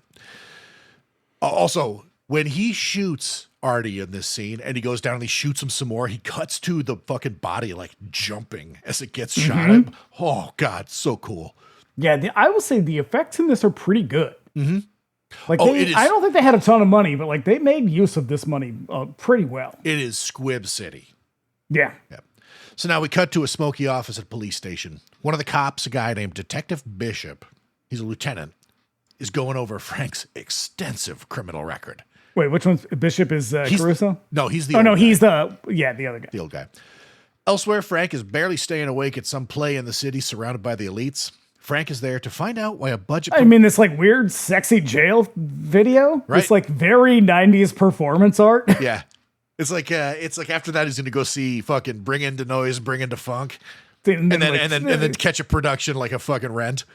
Oh, I was going to say Edie Brickell cabaret performance. Yep. So Frank is there to find out why a budget proposal for South Bronx Hospital didn't make the cut in the city planning sessions. The smug lawyer informs him that the money just wasn't there and suggests that Frank see if he can find the $16 million the city needed, to which Frank promises that he will because, again, if the movie hasn't made it clear up to this point already, crime is the blood that keeps the city alive and everyone's a crook. Yeah, don't worry. He's going to kill the entire Chinese gang. He's gonna fucking kill an entire Tong to make sure this hospital works. There's a thing... I wish they had left this character just at this city. Is he like a? I get the feeling city council. He's a city councilor, like an alderman or something like that. Something like that. I wish they would have just left this character here, and not dragged him into. He's in a scene later, where he is seen sort of like indulging in all of this kind of like hedonism and excess. I kind of wish they hadn't done that. Wait, is he at the party that gets shot up? Oh, I didn't know that. That scene is so dark and lit in such a particular way that it's hard to tell who's who. That's not Laurence Fishburne or Christopher Walken. Yeah. And so I wish they hadn't done that because it's sort of like it merges the two worlds in a way that does not feel believable in any way. Sure. No, I'm 100% in agreement there because these are supposed to be two diametrically opposed worlds that exist on the same frequency. Right. It's sort of like this idea that like we have to work together, but publicly we are very much in opposition. Yeah. Out in the lobby, Frank finds himself suddenly in the company of some city cops who mouth off a bit and then escort him to their shitty sedan waiting outside by all the limousines. They make a really tasteless homophobic AIDS joke. Oh, God, yeah. I guess it's to be expected. That's probably how cops talked also. That's probably how they talk now. Still talk. because they're shitty cops. Probably how Ben Stein talks too. I'm gunning for Ben Stein at this point. Ben Stein wakes up at 3 a.m. in a fucking cold sweat, just in a panic that he can't have Aunt Jemima on the fucking bottle. He does. And then he's just like, I feel like podcasters are coming for me. They are. One of them is, buddy. One of them is. They are, Ben. Because they're shitty cops, they turn the light on and they drive through Broadway traffic the wrong way. Very reckless. Very reckless. You'd think this is to live and die in L.A. You think they're taking... good movie. Oh, God, that's my favorite. That's my favorite Friedkin movie. Anyway, you think they're taking him downtown, but instead, they take him to a bridge underpass. They pop the trunk to show him King Tito's dead body, expecting him to cop to having him killed. Look, man, you can't just be taking bodies from the movie. That's somebody's son. These cops are mavericks. Have some respect. They don't play by the rules. So Frank plays dumb, and along comes Wesley Snipes, who starts beating the shit out of him. Now, Abel Ferrara, according to IMDb, said that Wesley Snipes was living in his car when they were filming this movie. Okay. I mean, I guess it's possible. It's possible? Like he was already he wasn't like a well-established actor, but he was in a bunch of shit. Yeah. I mean, at the same time, this movie really kicks off his career. Though. Abel for sure. After this, because right after this is New Jack City, right? And then he probably gets New Jack City because of this. I would imagine because he's got the whole fucking beret on throughout this whole thing too. Right. Yep. And hey, if you haven't seen New Jack City, don't. It's not worth watching. I have not seen that since the 90s. I watched it a lot when it first came out. Though. Yeah. It's not good. I don't want to say good soundtrack. Okay soundtrack. It's Ice-T. Yeah. I mean, Ice-T, and I think Body Count has a song on it. No. It's just Ice-T. No. I think Body Count has a song on Trespass. That's maybe what you're thinking of. Trespass is not a fucking good movie. And that's not a good movie. No. And that's one of my favorite directors. The cops tell him they're going to get his ass. They leave him there because in this world, the cops are also crooks. I mean, and in this world that we're in too. This is true. In a lot of ways. I'm really giving cops a pass in this world, aren't I? Yeah, I don't want to give them too much grief. I mean, some of them are all right, but I know. You gotta be better. Be best. As First Lady Melania Trump once said, be best. Be best better. Being bestest. The next day, presumably to contrast what we just saw those cops do, they attend a cop's wedding. And this is a very, very hard cut to another world almost. This is, I sort of imagine that this is because it's very Irish. It's taking place in Hell's Kitchen. It's very light too. Everything is very light. Mm-hmm. These are the only scenes that take place in the day. Mm-hmm. Like I've seen some stuff where they're just like, the scene where they watch Nosferatu really makes a lot of sense because Christopher Walken is kind of vampiric in that way, and he only exists in the night. I mean, it's a fucking reach, but I sort of see that, because the cops, you are the only guys you ever see in the day. I love how one critic is like, "Hey, this movie's a little bit racist," and everyone's like, "No," and they're like, "But he's a vampire." Okay. Yeah. So they're at the. That's horror fandom for you right there. Right. And also, did you see that Halloween 4 poster? Oh, Jesus. Yeah. This is a wedding reception at a bar in the city. Detective Gilly, played by David Caruso, gives a toast to introduce us to all the cops who are all very likely to get killed a little later on in the movie. And hey, this is why you don't let Irish Americans speak at weddings. And I say that as an Irish American. Yep. Tip Connolly is the groom and a young detective on the squad. Everybody's don't get attached to him. Oh boy, definitely not that one. Everyone's real happy and having a good time. Beaten down by a system that seems to favor the criminals, Lieutenant Bishop slips out quietly to go back to the office and work the case against Frank. So elsewhere in the city, Joey meets with some dudes from one of the city's tongs to watch Nosferatu. They're also not terribly interested in meeting with Frank. But he does have a majestic mullet. I love his hair.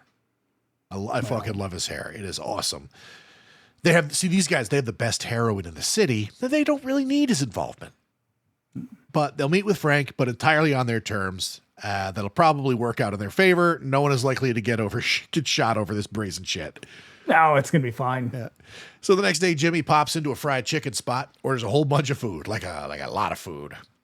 It is a I don't know what to make of this scene. Like, he's just kind of being a brash asshole.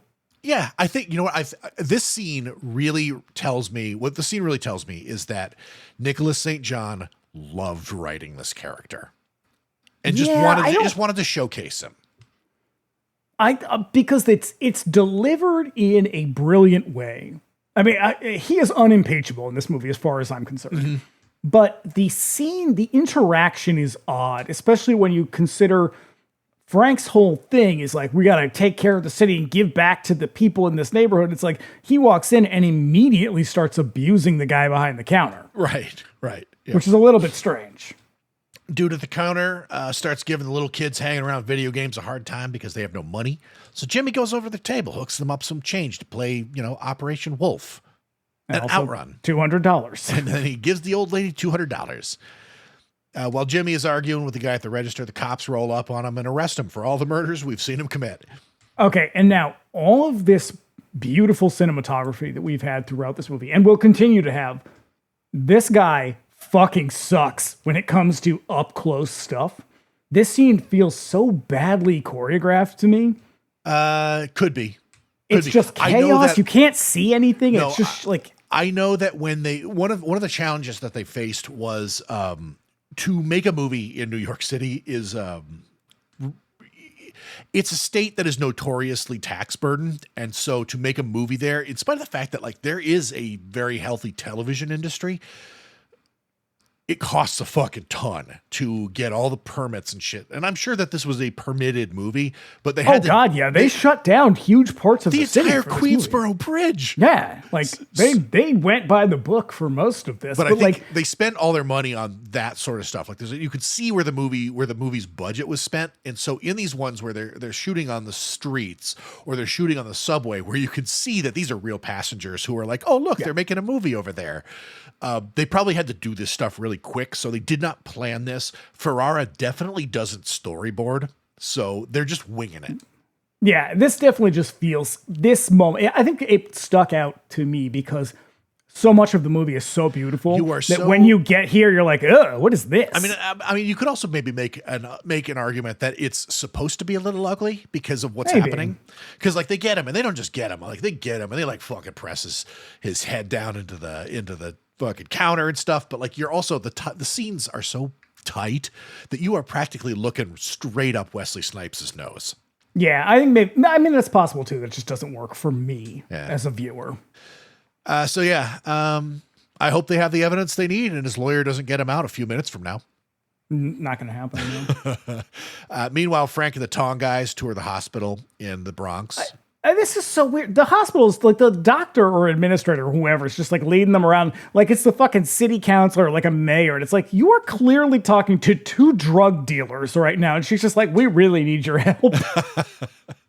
But it speaks to the fucking desperation because it's a hospital. I guess nobody would do this. It's not just that, but it's a children's hospital in the South Bronx. Yeah, and I guess I also had, again, I like this movie a lot, but this is another moment where I was like, this feels wrong. This is not a thing that people would have, nobody absolutely would have, because they're discussing okay, let's get there. So the hospitals in the Bronx is about to close if they don't get the money that they need. So Frank reasons with this gangster, this guy Joey Chin. They have the heroin, but have shit deals with small crews to move it. So Frank will move it and take the heat if they work with him, and they also need to agree to earmark some of that money for this hospital. They make this deal in the children's ward of the hospital as kids just frolic around. Yeah, right in front of a child who's sitting in bed, and I can't help but feel like this is a very intentional moment. Obviously, it's a fucking movie, but this is an intentional movie. But here's another one of those moments where it's like, what are you saying with this? What are you trying to say? And I think the answer is nothing. Maybe. I don't think Abel Ferrara is a guy who has a lot of depth to him. And so I don't imagine that there's much happening here. I think that when this movie was made, he was kind of classing up, and he was graduating and still growing as a filmmaker. Yeah.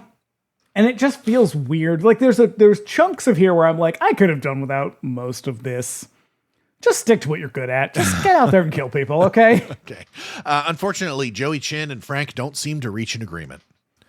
So now Frank then heads back uptown to the plaza where his lawyer girlfriend informs him that the city has Jimmy and his crew dead to rights with some witness. The bail is also $1 million apiece, and posting this will create some real problems for Frank, who is fresh out of the joint and not supposed to be in possession of that kind of money, but he has them post bail anyway. And she's a weird character because she's in it pretty heavily, and then all of a sudden she just disappears. Right. Yeah. And like we don't get much for she never. It feels like she feels like a character where like maybe there was more to her in the original draft. Yeah. Right, because I mean, there's no love angle to the story, and yet it's referenced though. Sure, yeah, like they have a past essentially. Yeah. So now Jimmy and his crew get out, and up drives detectives Bishop, Flanagan, and Gilly, who literally spit in Jimmy's face as he crows about being released on bond. It's so gross. And then it looks so nasty. It looks so fucking nasty. And then they laugh it off and throw some money at their feet to buy flowers for their witness, who... And then the other guy picks up the money and walks away. Well, I mean, he's giving him the money. I mean, you may as well grab it. Mm-hmm. Down in Chinatown, the Tong crew is chilling on the streets when up rolls a Cadillac loaded with Jimmy's crew.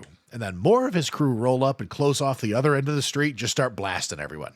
And you know what it feels like? I think this is probably why that one critic kind of zeroed in on this scene. Is it feels like those scenes in Big Trouble in Little China, where this is very clearly on a set. Yeah, it looks like the big street fight set from Big Trouble in Little China, and because they picked a very particular street. I was going to say because that street in Chinatown looks like that, which is weird because New York is a grid, even down into the lower city.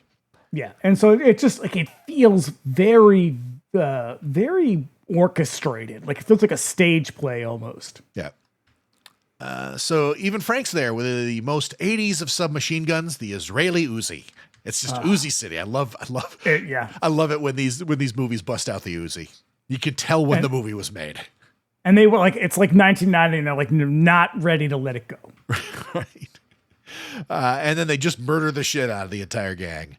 They manage to catch the leader, Joey Chin, at the gunpoint, and they relieve him of his heroin, leaving his dead body just hanging from the rafters. This big barrel of cornmeal. Frank then heads over to the fundraiser for the Bronx Hospital that's become Frank's. Ladies and gentlemen, Mr. Freddie Jackson. I love it. Give it up. Randy Watson. This whole moment has a Mr. Randy Watson feel to it in a way that I was like, I don't know if I'm comfortable with this. Yeah, it's my band. There's something really depressing about it. Yeah, with his band Sexual Chocolate. They play so lovely, don't you agree? Don't you agree? Yeah, it's like real fancy karaoke. And Freddie Jackson's a real singer. He's a real dude. Yeah. So with not much of an actor though, I'll tell you that much. He's doing his best. God bless him. With the heroin on the street, they have the money for the hospital. Frank and the city councilman get all the credit.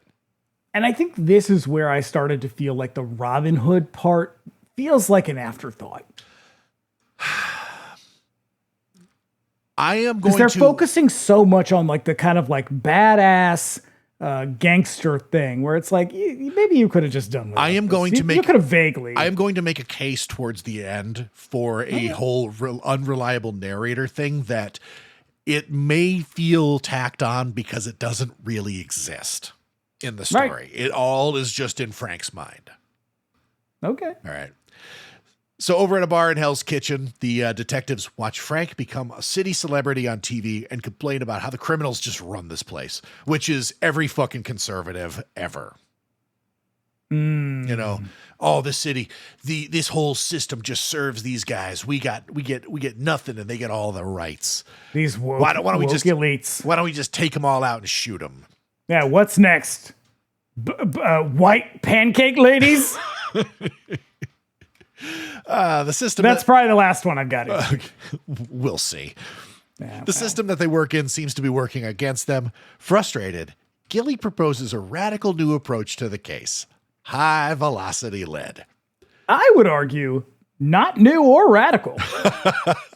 Kind of what they've been doing all along, really. And the way that they carry this out later on really gives you the impression that they've had practice in the past. Yeah. It is a proper military operation. Until one of them gets slammed into a fucking fire hydrant. So good. It is so satisfying. So, Bishop is skeptical and Gilly gets mad. The rest of the boys seem to be on Gilly's side. So now elsewhere in the city, Frank's crew indulges in just mountains of coke in a smoky room. This scene is, on one hand, I love how decadent and stylish this is. On the other hand, it's so fucking dark that you can barely see what's happening. Yeah. He and Jennifer, his lawyer girlfriend, take to the balcony to take in the city sights, just reflecting on all the time he's lost in prison. He swears. I do like the way that so there's a lot of kind of fast cuts between what's happening at the party and then them and like all this other stuff.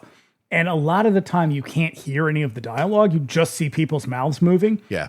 There's something I like that whatever he's doing. I don't really know why, but it just kind of works. It's just chaos. It's like chaos. Yeah, it feeds the tension that is like something is about to happen. Yeah.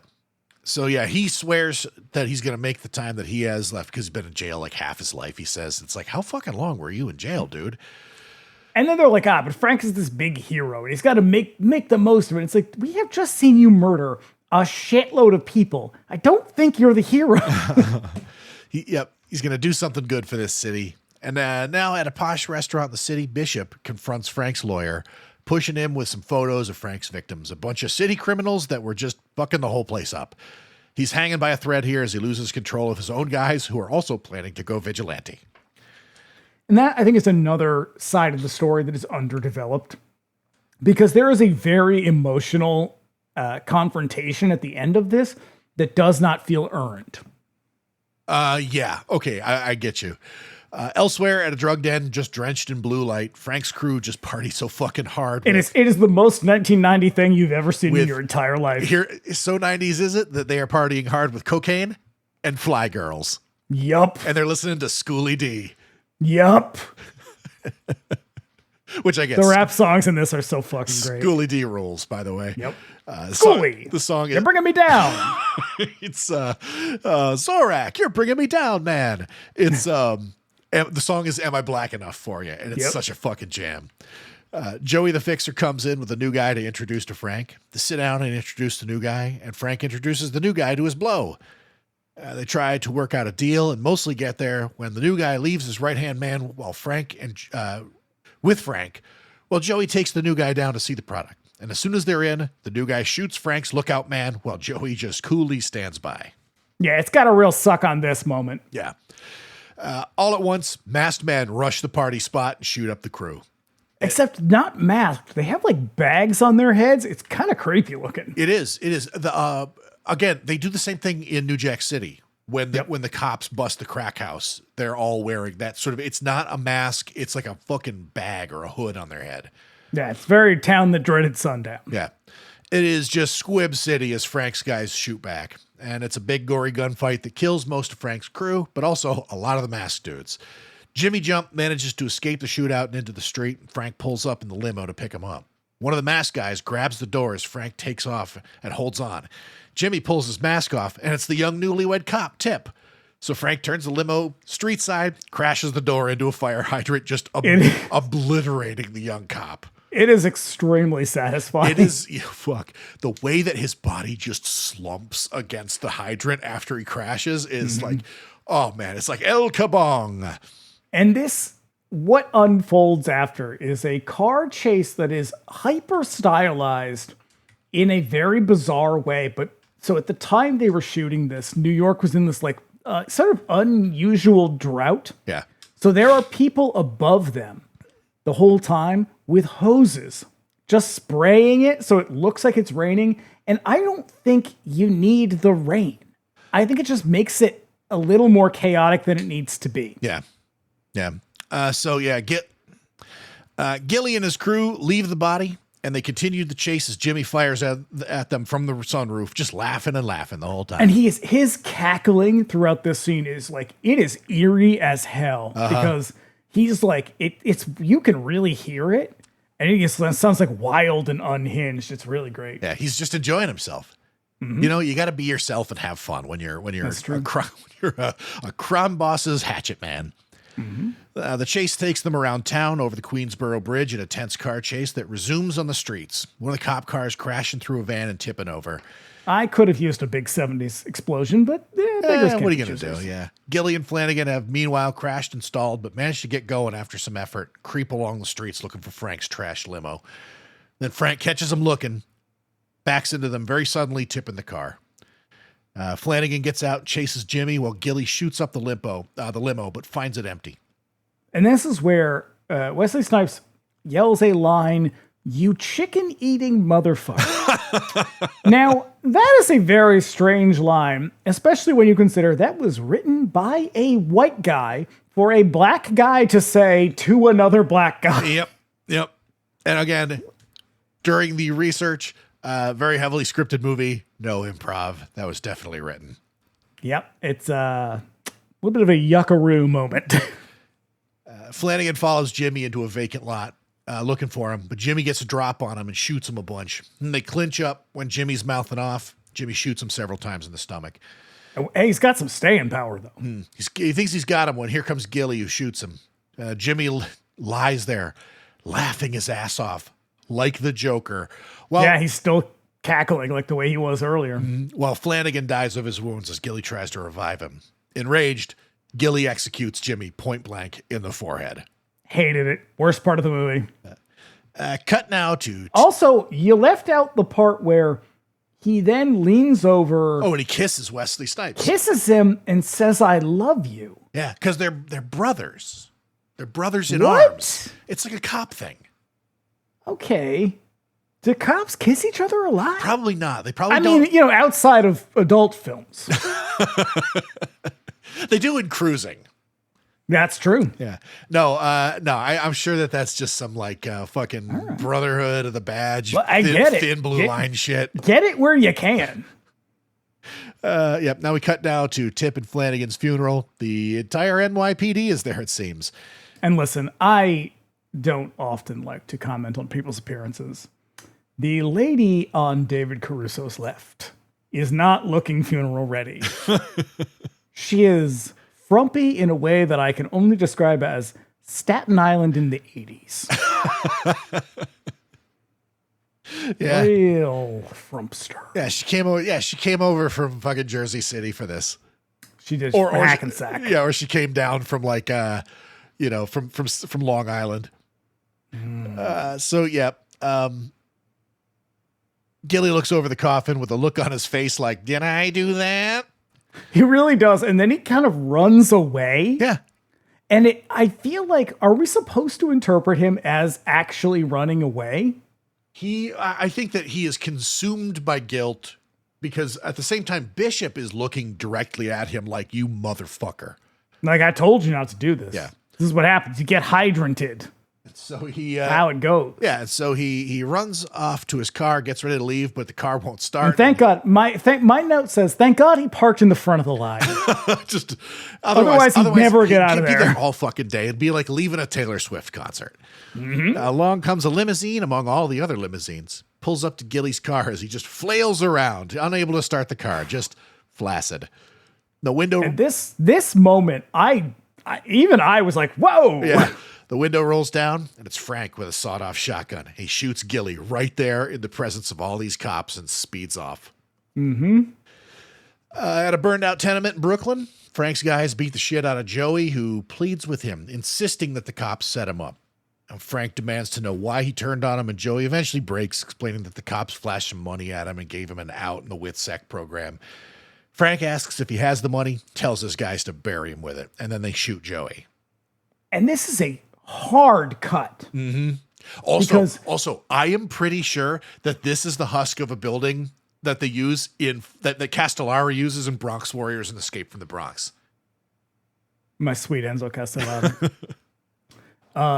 There's a weird moment where this scene ends, and then all of a sudden we are like somewhere else. Like, it feels like there should have been another scene in the middle here that probably got cut. So I think that a lot of real crucial moments, even a sort of important story moment, got cut because in some of the contemporary reviews, or not reviews, but just sort of like synopses of these that I read, from like the film festival and shit, they make reference to a scene where Jimmy and the crew kill the witness from the Tito murder that the police have on them. Because the police do have witness. Well, I think Tito is the witness from the Tito murder.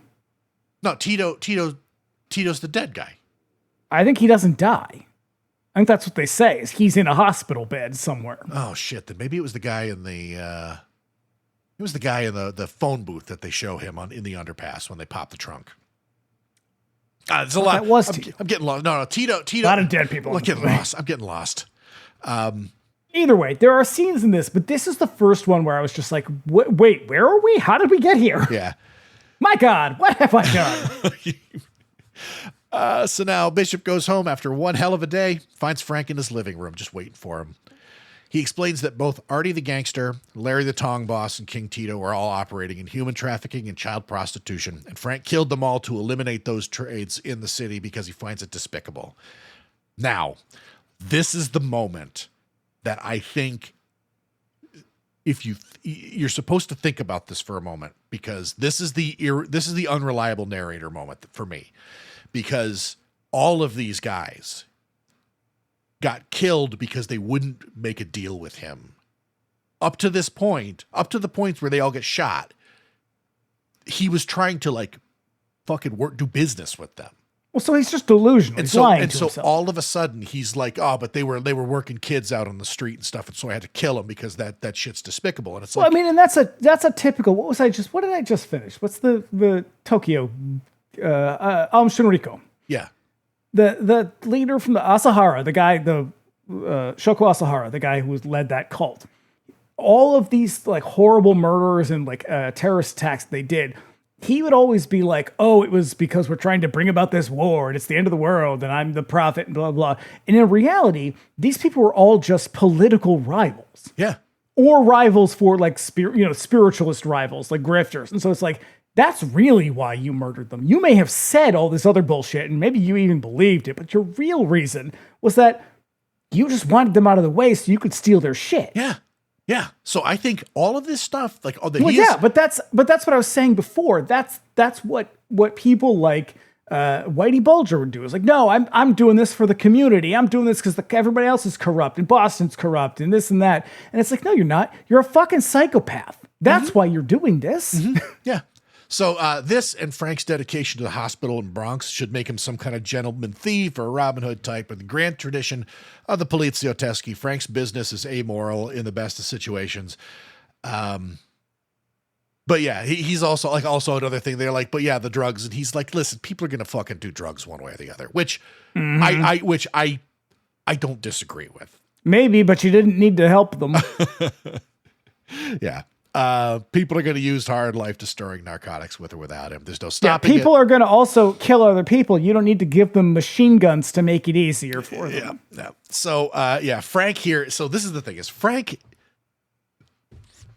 is the unreliable narrator. He sees himself as this sort of cure to the city's criminal element. He alone can be the sort of balancing factor that sort of like gets all of these fucking, filthy crime boss dudes who are out there like, I don't know, trafficking children and selling heroin and stuff, but he's the guy who has to control it all. So I think that basically this whole Robin Hood narrative is just, it exists strictly in his head so that he can rationalize the horrible things that he does.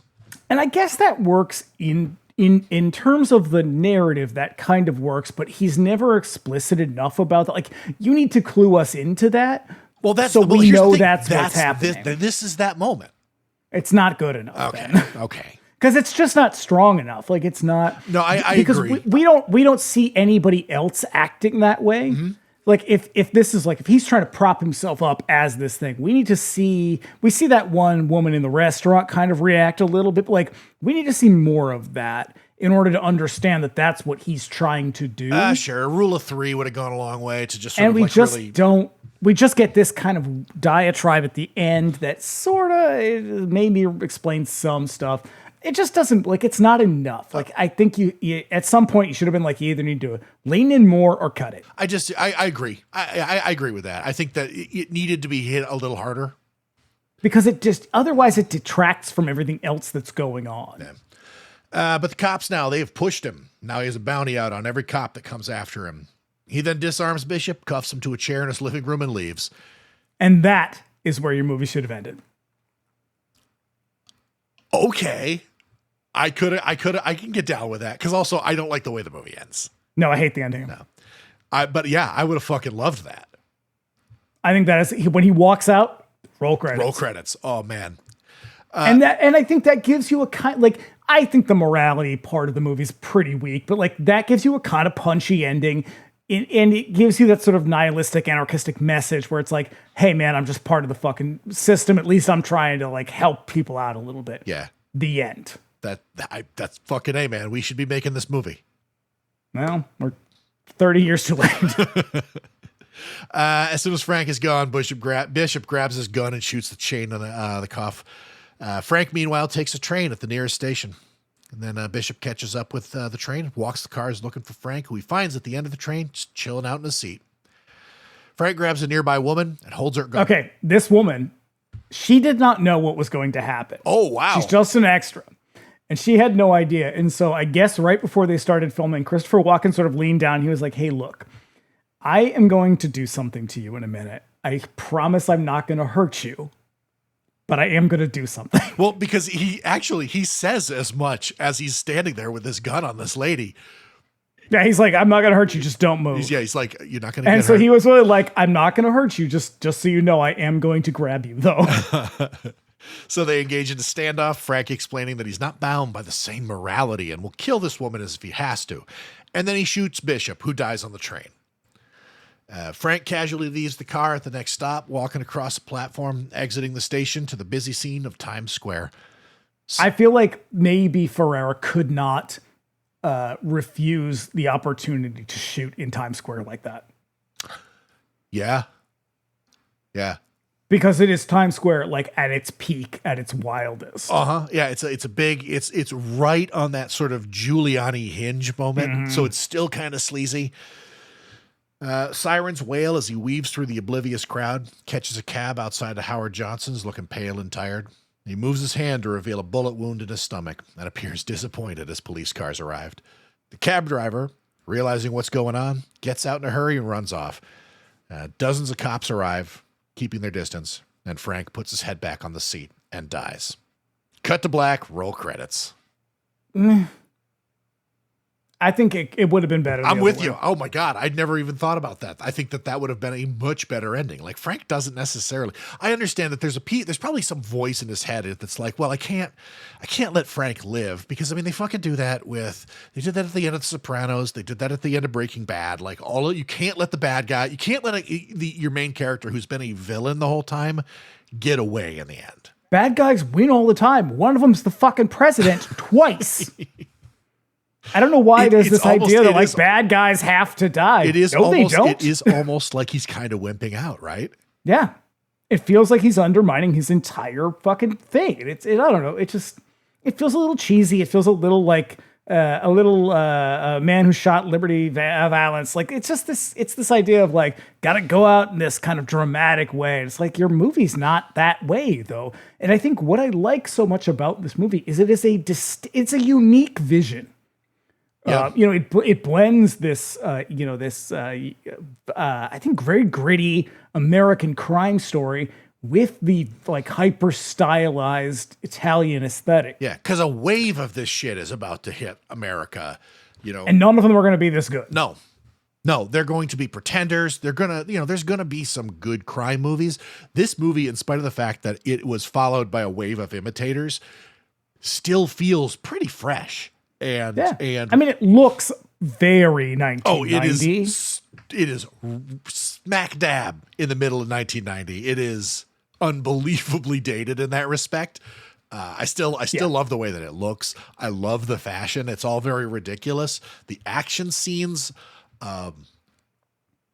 they're weird. This is a movie that is constantly like playing in contrasts, and so you've got this reasonably quiet crime story that is occasionally punctuated by these just loud, noisy scenes of violence that just explode. But I think scenes of violence that feel realistic to me. Like if it's working within its budget in a way that is appropriate. and it's not trying to push too far.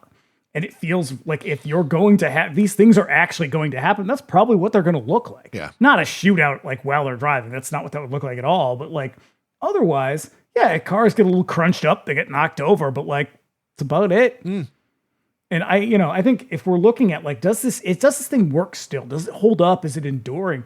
I think this movie still does hold up. I think the messaging, a little muddy. The racial stuff's a little tricky. There's some misogyny and some homophobia I could do without, but like otherwise, it still feels edgy. It still feels kind of it's a very kind of punk rock approach to a crime film that is, I think, like I said, I think it's a unique movie, and he has a unique vision that it makes even his kind of boring movies feel interesting to me.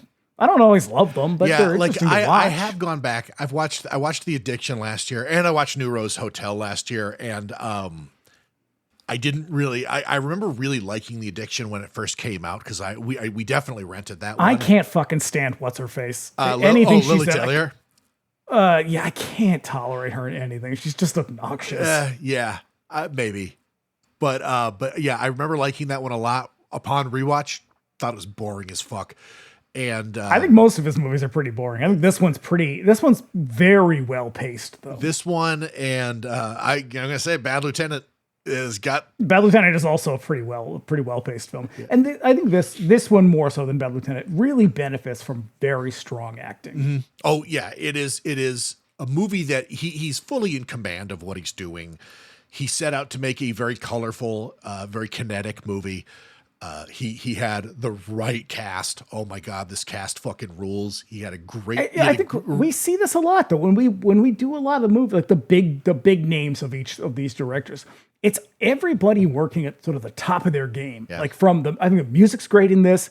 From a guy who's not really that well known or widely celebrated. I think all the acting is stellar. I think the direction's pretty good. Cinematography is outstanding. Again, the only thing I think is pretty weak is the writing. Yeah. But get you some crime. Get you some American style Polizziotteschi. I do love a crime film. I love a crime film. So with this one down, where are we off to next? Well, as you said, we are bringing me the axe next week. We are doing the 80s of 80s horror, Night of the Comet. And then in 2 weeks, 99-cent Rental will return with the classic, it's terrifying and classically terrifying post-apocalyptic made-for-TV nightmare, The Day After. Oh my God, because... Will flesh melt off of people's bodies? Yes, it will. Will Steve Guttenberg be there to see it? Yes, he will. Yep. And John Lithgow and...